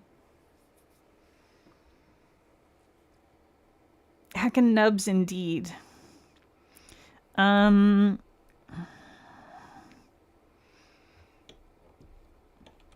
gonna give myself one nail that's just whatever this one's called. Smoke and something. Smoke and shadow and smoke. Smoke and bone. Shadow and bone. Smoke boners. Shadow and smoke. Smoke and shadow. Shadow and flame. I was totally wrong. It's flame. Shadow and flame. Jesus fucking Christ. Thank you, brain. Okay. We'll give this a minute. While that is taking a minute, I'm going to put... Because I don't really want to have to re-magnetize after a regular top coat on this. So I'm going to do a seal glaze on it. So seal glaze, this is a DRK product as well. You could use any water-based top coat for this. Or you could even get away with using like a peely base in a pinch, as long as it's a clear one.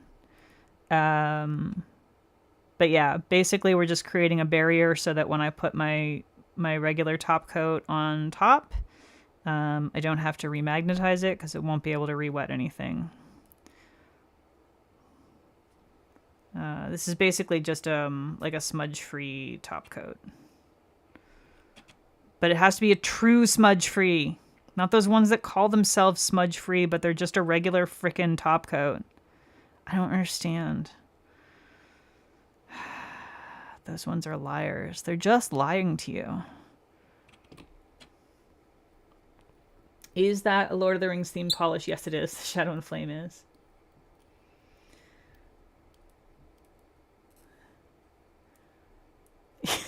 Just doing your job.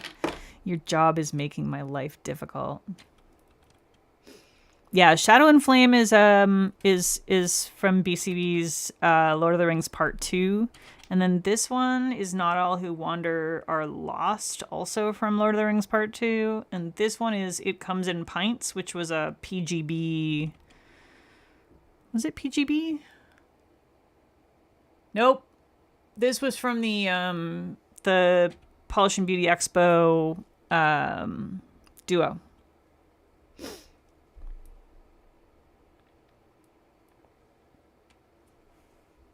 Lying pays the big bucks, yeah. Looking at your Moyu Lie Smudge Plus polish. Yeah. I don't like it when they lie about that. Okay, so we'll do the second coat here. I'm going to make sure I overlap a little more here. Although it won't truly matter with the method that I'm using now. Because what we're going to do now is we're going to take a drop of this and a drop of this. I need more. I wiped off too much. There we go. I think we want to try for approximately equal amounts there. And then we'll take our thinner.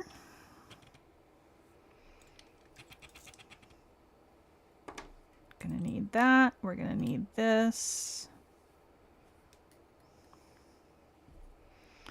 So I want a decent amount of thinner here. I do want it to be pretty runny.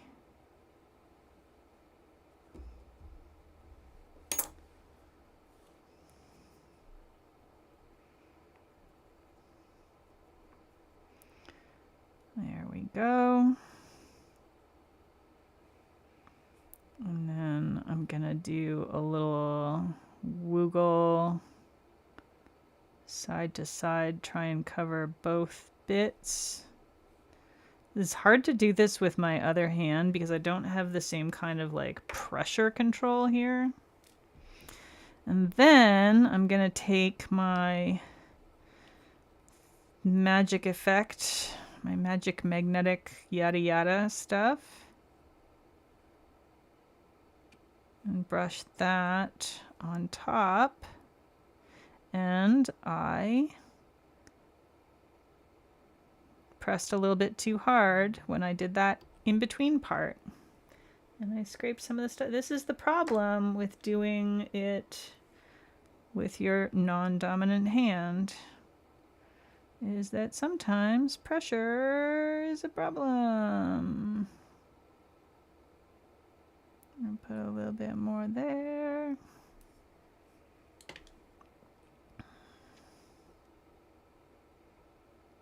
There we go. I think that's better. And I don't know, maybe I'm just gonna do this like this away.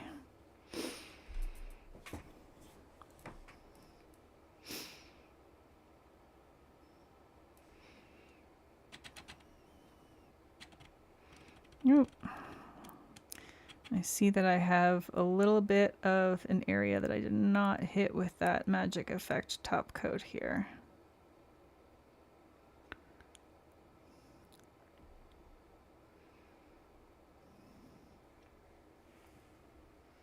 It's like how skim milk is just water that's lying about being milk. I guess. It is really hard to do this on your non-dominant hand, or on your dominant hand with your non-dominant hand, let me tell you. This is much easier to do the normal way. But I am seeing the gradient. These two are a little more similar to each other. It's going to be a real test on the fingers that have the red with the really subtle sort of pinky beigey.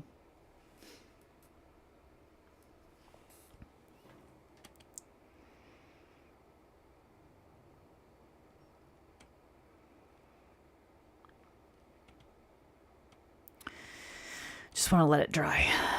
Decent. I put a lot of thinner on there, so it's going to take a minute. Sorry. I might end up just, after it dries a little bit, doing a regular top coat and not doing the barrier. This one I did the barrier because I didn't really want to have to spin it again, but with this, since it can just go into the velvet rig, it's a little easier.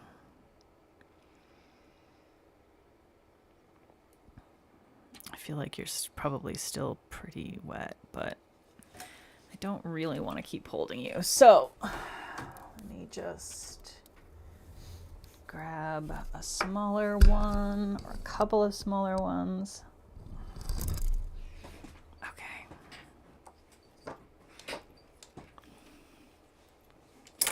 Yeah, perfect. Good. Have your other magnets out for sure. Very helpful. Okay. All right, this is the one that's going to be a little bit more challenging because it is already so different.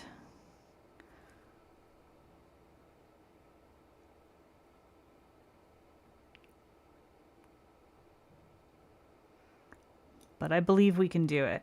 I believe we can get a decent lazy gradient blend here. Would it be, at this point, with how much work we're doing, just as easy to go ahead and sponge it? Maybe. Maybe it would. But that's not how we roll here. We find a technique. We have to beat the technique into the ground. Try and use it for everything. Do everything in our power to make it fail.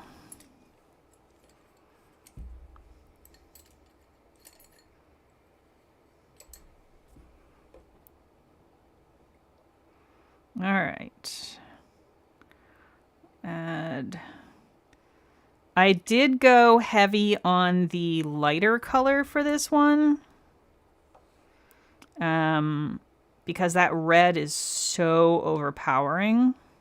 It's like such a strong red that I felt like having equal amounts of it would actually likely be a problem.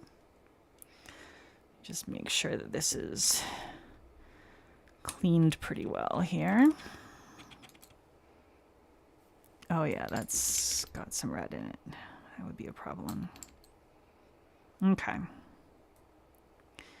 Now, let's see if we can do this without gouging it this time.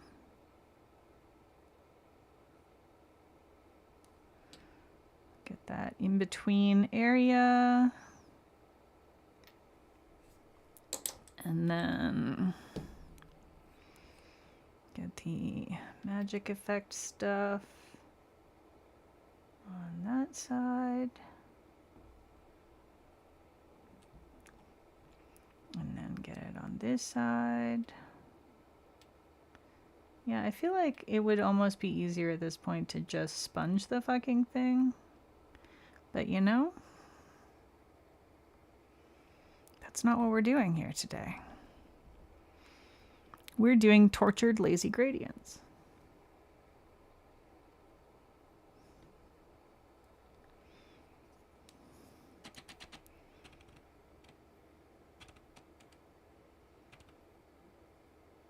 That's not bad. Not bad, y'all. Not bad.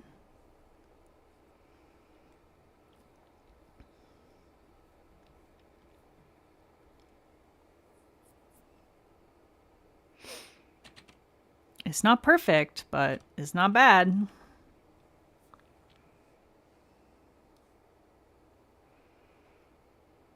I definitely like put way too much pressure on the thumb in the center when I put that middle section down. I can see that it's like got a divot in it. Okay.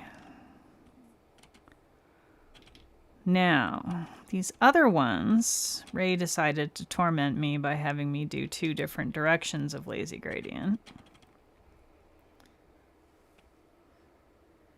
Yeah. I do feel like a big part of the fun for me, like I have 2 kinds of fun with nail polish and silly nonsense like this. One kind of fun is doing really cool nail art that I like the results of, and it's like, you know, I like to do like the super detailed illustrative kind of nail art where I'm doing everything with a super tiny brush, and it looks really cool at the end, or it looks really pretty. I love doing that. The other thing that I really love, though, is doing this bullshit where it's like, I have no idea if this is going to work, but I just want to try it, and let's fuck around and find out. And if it doesn't work and it looks stupid, then whatever. Like, acetone exists. I can just take it off my dang nails. All right. So, a little bit of this. I kind of feel the same way about a lot of stuff with like hair things, right? Like I do my hair, and oh boy, is it ever desperately in need of a fresh dye job. I'm so far past my last dye job. But like hair dye and haircuts, like if you don't like it, oh well, you know, for the most part, it's gonna grow back. It's fine. It's fine.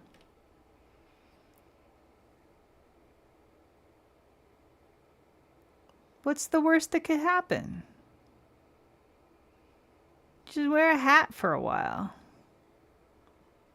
It's fine. Yeah, I definitely dinged that middle section again on this nail. It's the freaking non-dominant hand being non-dominant and sucking at everything. Tell it not to suck at everything so bad, man. I still think it's gonna look cool. It's fine. It's fine. You miss doing nail art, but then you also have anxiety about doing nail art again? Why? I mean, yes, brains are weird. Whoa. Oh my god. Sorry, y'all. I did not realize that I didn't put my, I didn't put my plug in. I didn't switch it out. Hold up.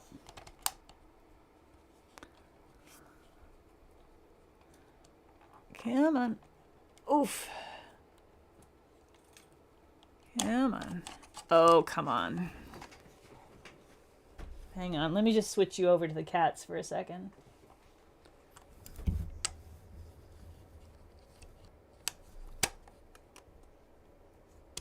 Come on. Get in there. Oh, oh my god. to take this off of here. Trying not to accidentally press any buttons on the camera while I do this. All right, you pop in there. You. There we go.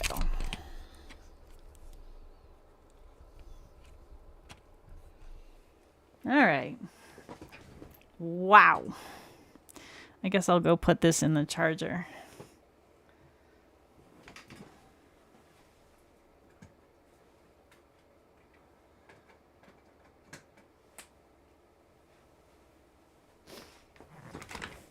It's still Chad's fault.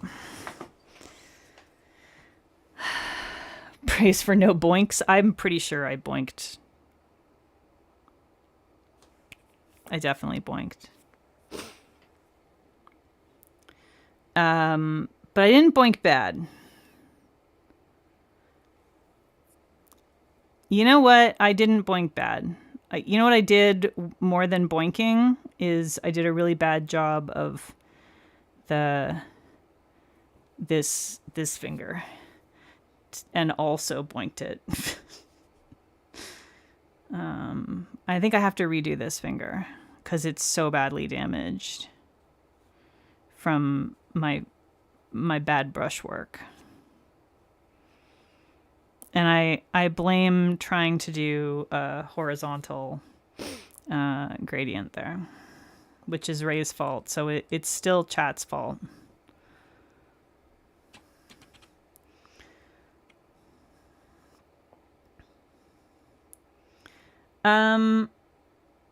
Yes. Lunar New Year is always a fun excuse for a mani because you get to use like your most aggressive red, and I'm a big fan of that. I don't normally love red. Like red is not one of my top nail polish colors. But when I have a reason to do a really good aggressive, like punch you in the face red, I always really enjoy it. It's just not a color that I tend to like want to wear on my nails as a regular thing, because I don't necessarily want to look at vivid reds very often. But I do love to do an interesting nail art look with a vivid red. Okay, we've peeled this one back to the bare nail here.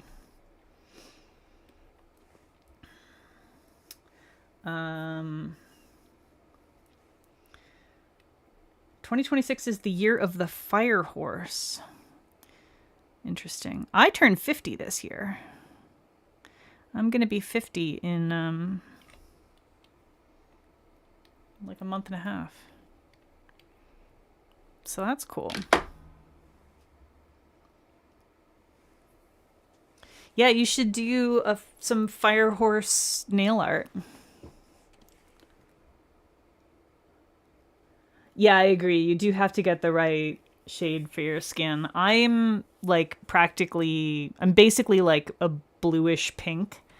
Very blue undertones, and I'm extremely pink. And so if I have reds that are too warm, I feel like I just look weirdly swollen and like there's something wrong with me. I don't know. Yeah, I'll be 12 and a half.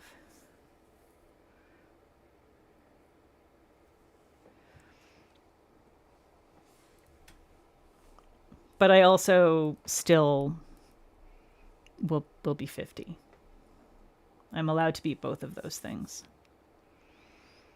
I earned every one of those trips around the sun. I worked hard to survive for 50 years. Ponyta nails would be fun. Ponyta nails would be super fun for Lunar New Year this year.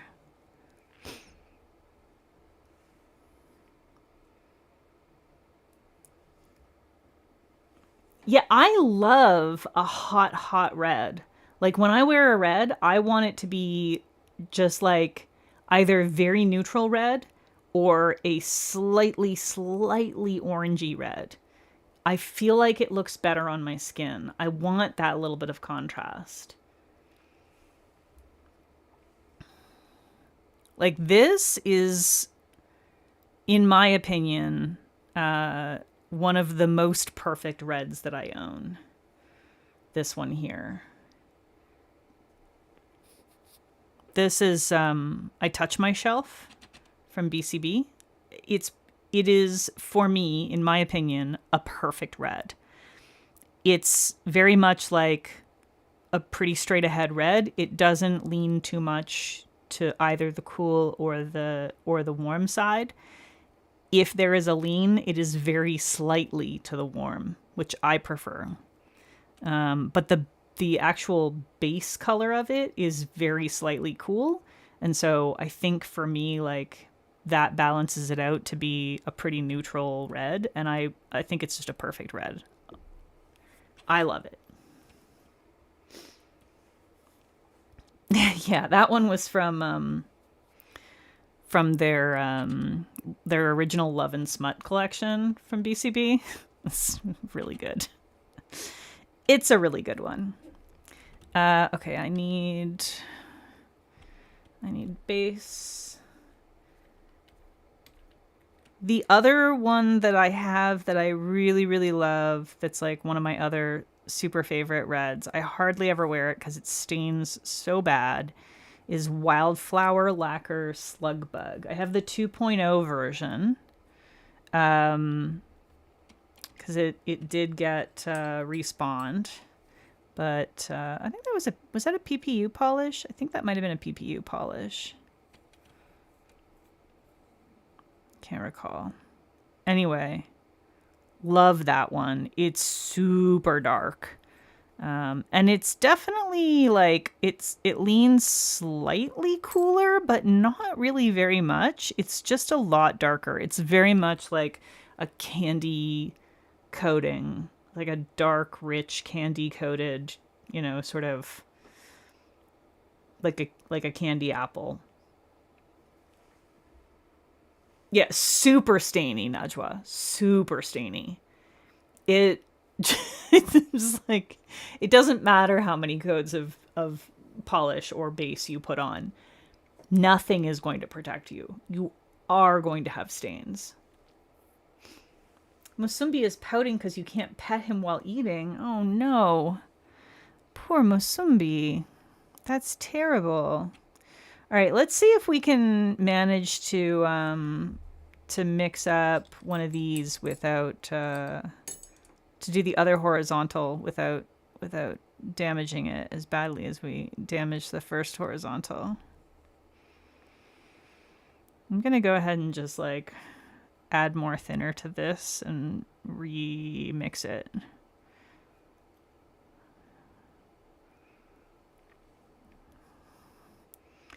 Hopefully it'll just cooperate and not cause huge problems. I don't know. I'm trying so hard not to actually touch my nail with the brush, because every time I do, I manage to like gouge everything that's underneath. All right, I'll do a brush on this side.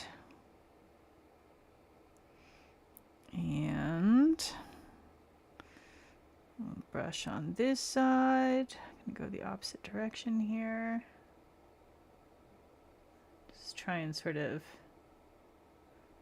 spread that out a little bit. Okay.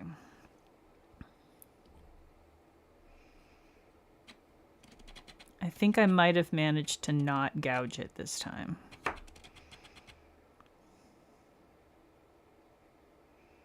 Maybe. I might have just gouged it. I may have spoken too soon. I think I just... Did I gouge it?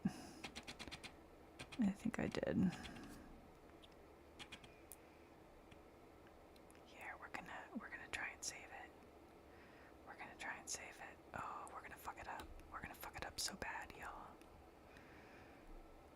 This is definitely going to have turned out to be a mistake. It's the horizontal. I can't do it, Ray. I can't do it. It's not good. The horizontal is bad.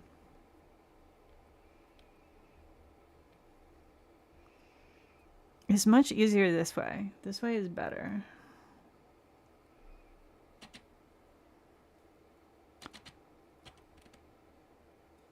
It doesn't want to blend properly trying to do it vertically. Or like horizontally. Ah! And I just fucking hit it. Okay, you know what? We're not doing any more of that nonsense. Deep breaths. Deep breaths. You also have Slugbug 2.0, which is right next to Perhaps a Christmas Gourd, Wildflower's other amazing red. Yes, that is also an amazing red, which I also have. And I love. Wildflower, Taylor she does some damn good reds. Every last one of them stains horrifically. Horrifically. They're the worst for staining.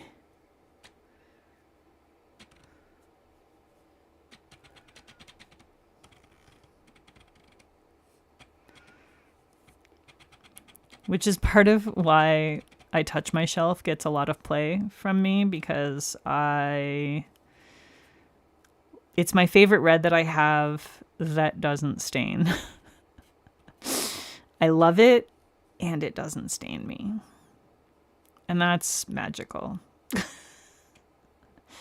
This one fucking went right into the...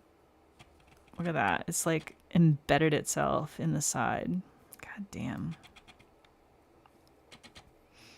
Let me see if I can dig that out of there. Just a little bit. Is it really a red if it doesn't stain? Yeah. Yeah, it is. You have this one. It doesn't stain, and it's really red. Shut up. Yeah, we're not doing any more horizontal. It's terrible. Are you truly doing nail art if you're not swearing the whole time? Yes. You're allowed to do nail art and not swear the whole time. It's allowed. It's even encouraged in some circles, okay? You can do it. You can simply have a good time doing nail art. You cannot have a good time doing experimental stuff, though. That's strictly prohibited, and that's the problem, is that we're doing experimental stuff here. All right, we're gonna do it again, but we're gonna do the regular lazy gradient. Okay, we don't need to have a terrible time here. We can just have a nice time. We can just have a nice time. We can just do it normal. It can be nice and normal. All right.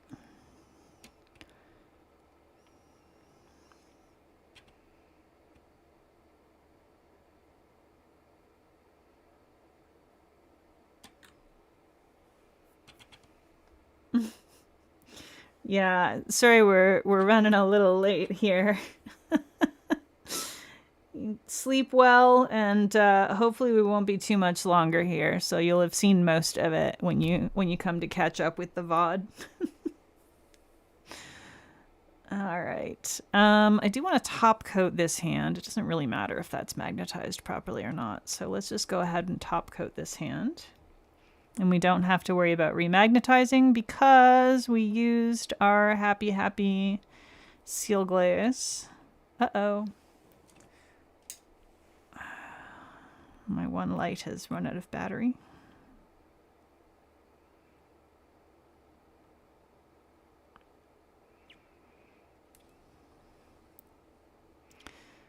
I bet this would be really, really cute matte. I'm not going to do it, but I bet it would be really cute matte. Don't you think? It's not hollow, so it wouldn't be ruining anything.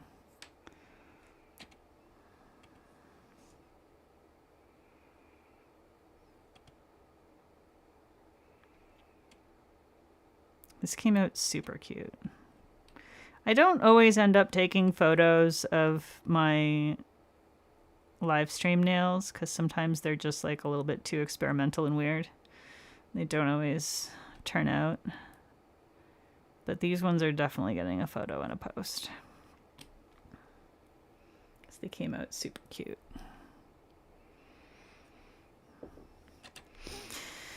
All right. I need base on the ring.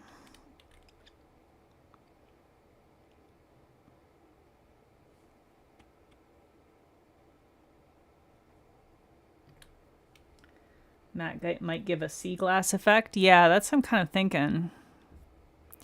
But I do think I want to take photos of it as is, and then maybe I might mattify it afterwards. And if I like that, then I could take photos. I am going to do another layer of the... because this got real bunged up. Because I was too hard with the mix. So I think I want to do another layer of the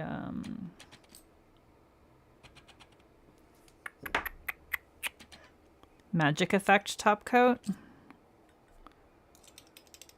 This brush is like full of red. It's so red. Oh my god. It got so much red embedded so deep in it from I Touch My Shelf. Okay. I think, I wonder if I can get enough just from what's here to kind of touch this up a little. I don't know. We shall find out. I just have sort of a little bit of a bare spot in the middle here.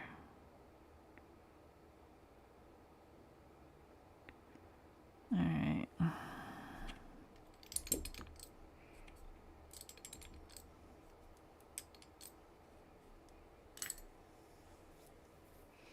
You're on Team Matte? All right, maybe we'll go ahead and try that after I am done stream and I take photos of it the other way. All right, let's see. We'll do the full nail with the Magic Effect top coat and magnetize it again.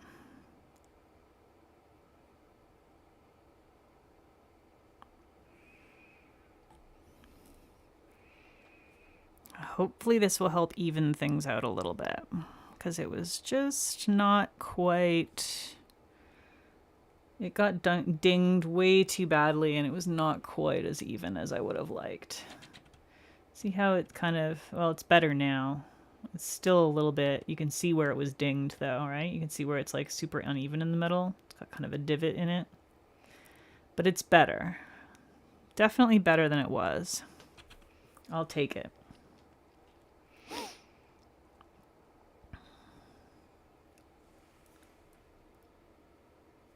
Yeah, I do think I definitely want to do a matte version of this after I've taken photos of it glossy, though, because it's just so pretty.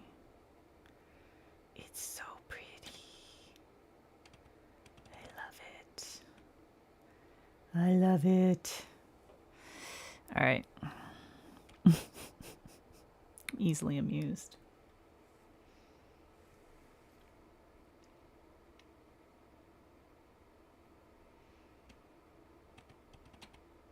I always struggle with horizontal gradients to begin with. And I think this just adds an extra level of super ultra mega difficulty. Because I have to add a brush that is not, like, doesn't behave the same way and it's not as soft. I mean, maybe if I had used, actually, if I'd used like the, I own a gradient brush, y'all. I own, it's not that, it's this one. I own a gradient brush. And probably it would have worked a lot better if I'd used that. For the horizontal. Oh well. I don't have that much of a C curve on these nails. It's like actually less C curve on my right hand than it is on my left hand. Probably because they're shorter most of the time. But yeah, I really see that divot as it dries down. Can't make life easy on yourself. Yeah, that's true. It's like I'm freaking allergic to it. Okay. Bum bum bum bum. Let's get the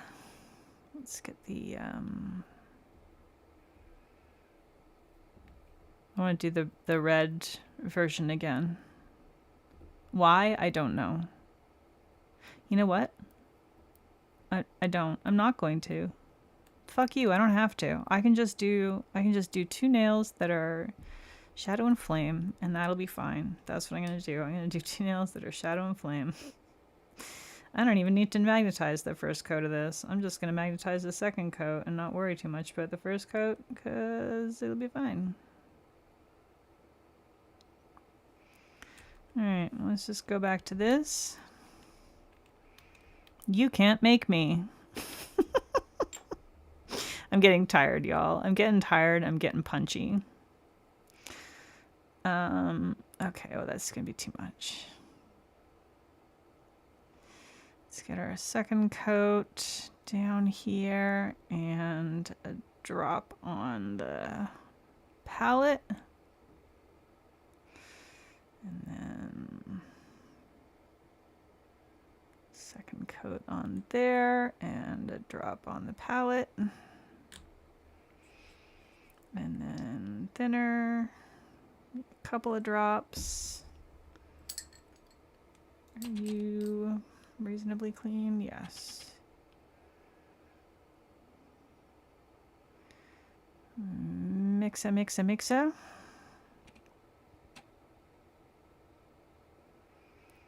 Try and do a better job than I did on my thumb.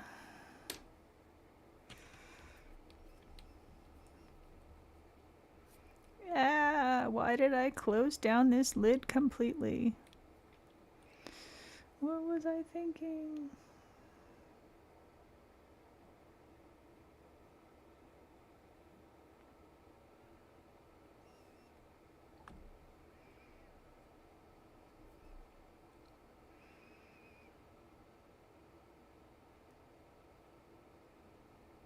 Okay. Hopefully this one works out better.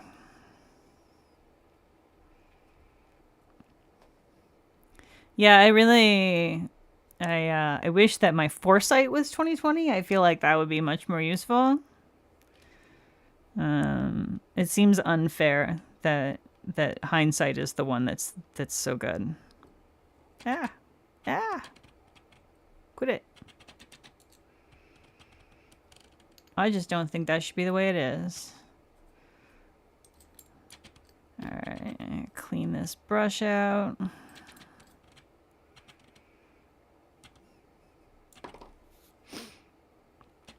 Not that I'm not going to clean it again at the end of stream, but...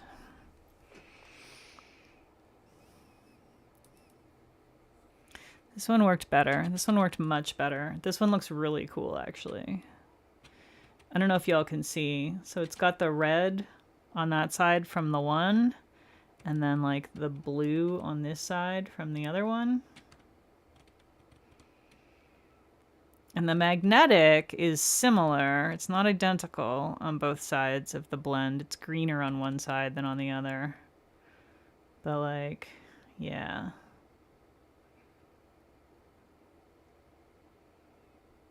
That came out pretty cool. So I think the trick with this little hack that we've learned is patience,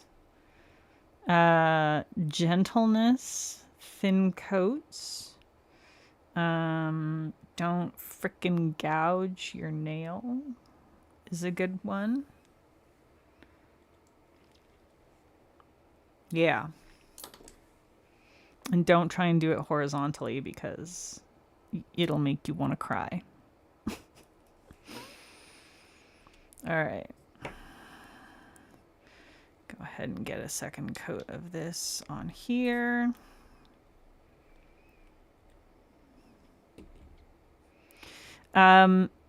It was recently brought to my attention that people with smaller hands have a hard time doing this.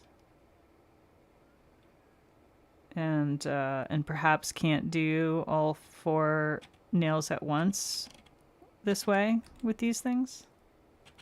And I think that sounds like a skill issue. Get bigger hands.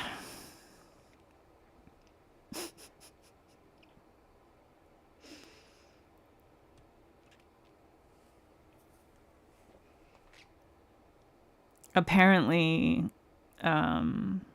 there's a limit to how far y'all can spread your fingers apart because your tiny, tiny hands make it difficult. It sounds really sad.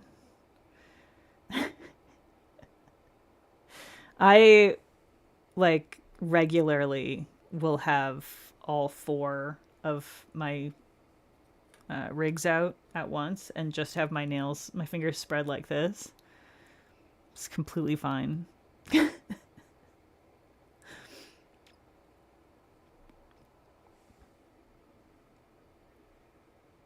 But I can see why it would be a problem if your fingers are significantly shorter. I should put these lids back on while I'm... You just don't own more than 1 magnetic? Oh, it doesn't... It's... You mean the rigs themselves? You just overextended your joints? Don't do that. Don't overextend your joints. Yeah, not owning more than 1 magnetic rig is also a barrier. It's a different kind of barrier, but it is also a barrier.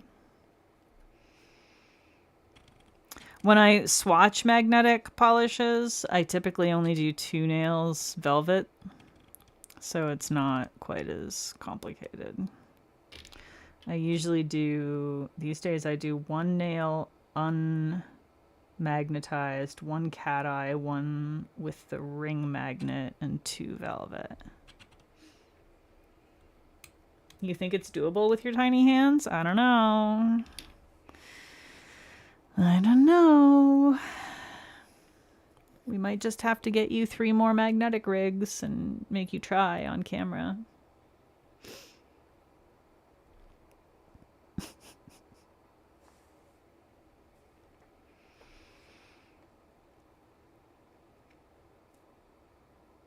I think that would be pretty funny. Although I'm a little concerned that they would just go flying and you would end up smashing one of your itty bitty little baby fingers.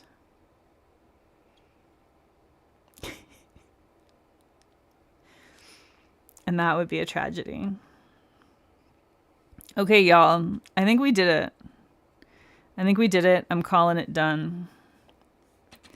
Okay, so we managed to get a good magnetic gradient, lazy gradient on 2 nails. That was at least decent.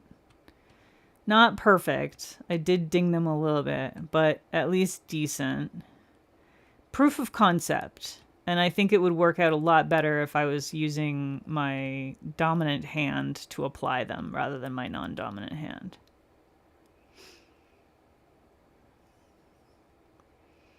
Snazzy. Hello, Snazzy. We were discussing some 3D print nonsense earlier. Yeah, when did a mess. I promised y'all lazy gradient, all right? I didn't promise the lazy gradient on both hands. This is the non-lazy hand, which I'm going to tell you, the non-lazy gradient worked out to be a lot easier than the lazy gradient. But, you know, it's all good. It's all good. I am really happy with how this came out, though. You've arrived, like, we've run so late, Snazzy, and you've arrived right at the end of my incredibly late stream. You don't have to apologize for that, though. No one is obligated to be on time. So one of the things we were talking about, Snazzy, was I was thinking about we were talking in the server earlier about I think it was in Nicole's Discord, wasn't it? We were talking about how there's like all these brands that are coming out with their 30-pound magnets, and you know, the branding, if they put branding on it, it's not visible, right? When you're like using it, nobody's branding is visible when you're using it, except for, who was it? Fun Lacquer, that uses a sticker on the top surface, but then that just gets damaged. So what I was thinking was, what if you had like a little 3D printed horseshoe magnet cozy that could just like have your branding on it, so that I'll just use this, so that it like has like a flap over the top, and then maybe it's just like an insert that's got the U shape, but then with the little flat part, and then that part could have the logo on it. I just think it would be cute. Anyway, I'm trying to make Ray design it, but you were talking about Jelly Mag gradients just a couple of days ago. So these ones I was messing with, come on.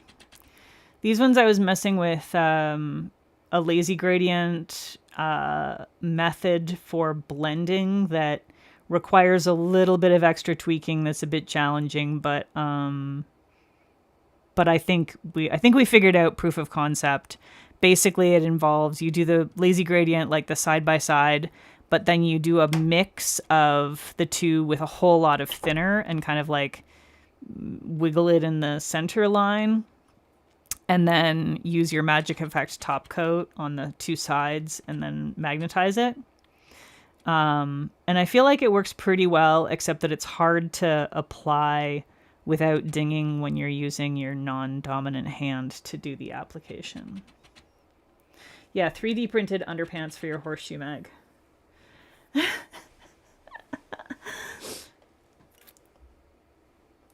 Sonia, oh my god, girl, we've been here for almost 3 hours. We're so past done. We ran so late. But yeah, so that's the lazy gradient that was way more difficult than it needed to be on those two fingers.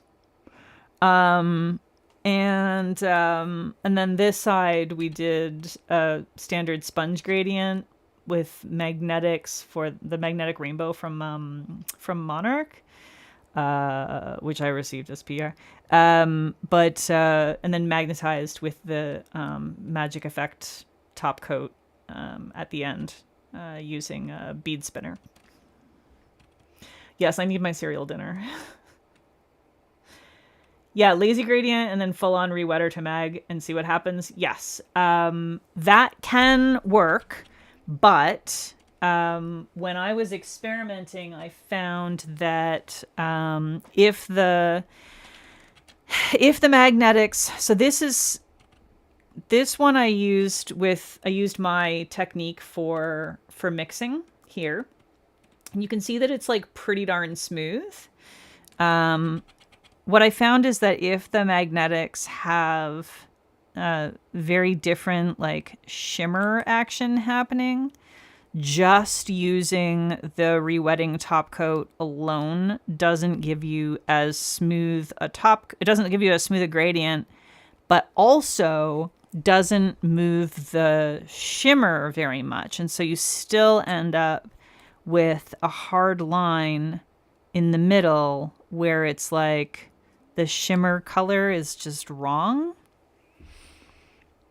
So that's the problem that I was running into when trying to do it just the standard way with just the rewetting stuff. And this is obviously going to be this is not going to be effective, especially because this is too wet. But if you just do it with the rewetting top coat, you can kind of get a reasonable gradient with the base colors, but then if there's an alternate shimmer that is very different, then you tend to have a harder line where that shimmer is. Whereas blending them with thinner, laying down a center line where it's thinned, and then using the rewetting on both sides spreads the shimmer itself out more. So you end up with a smoother overall gradient where you're gradienting not just the base and the magnetic, but also the shimmer. So that's what I was playing with. Yeah, if you're using ones that are more similar, you really don't need to do it. Like these guys, this is the rainbow set that I was using from Monarch. There's no like contrast shimmer. They're all the same formula. They're similar in tone, and they don't have like a contrasting element. And so those you can just lazy gradient straight up. They work beautifully. It's just for more complex things that I was messing around with. Anyway, good times. Jammy Dodgers is snoring over there on her chair. I'm tired and hungry. It's so late. Oh my God. And by so late, I just mean we've been doing this for almost 3 hours now. And I'm ready to be done.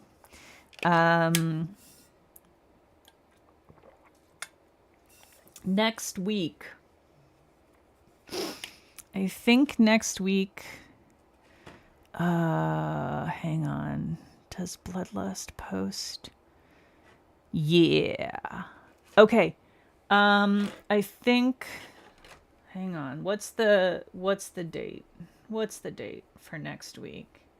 22nd, and then it'll be the 29th.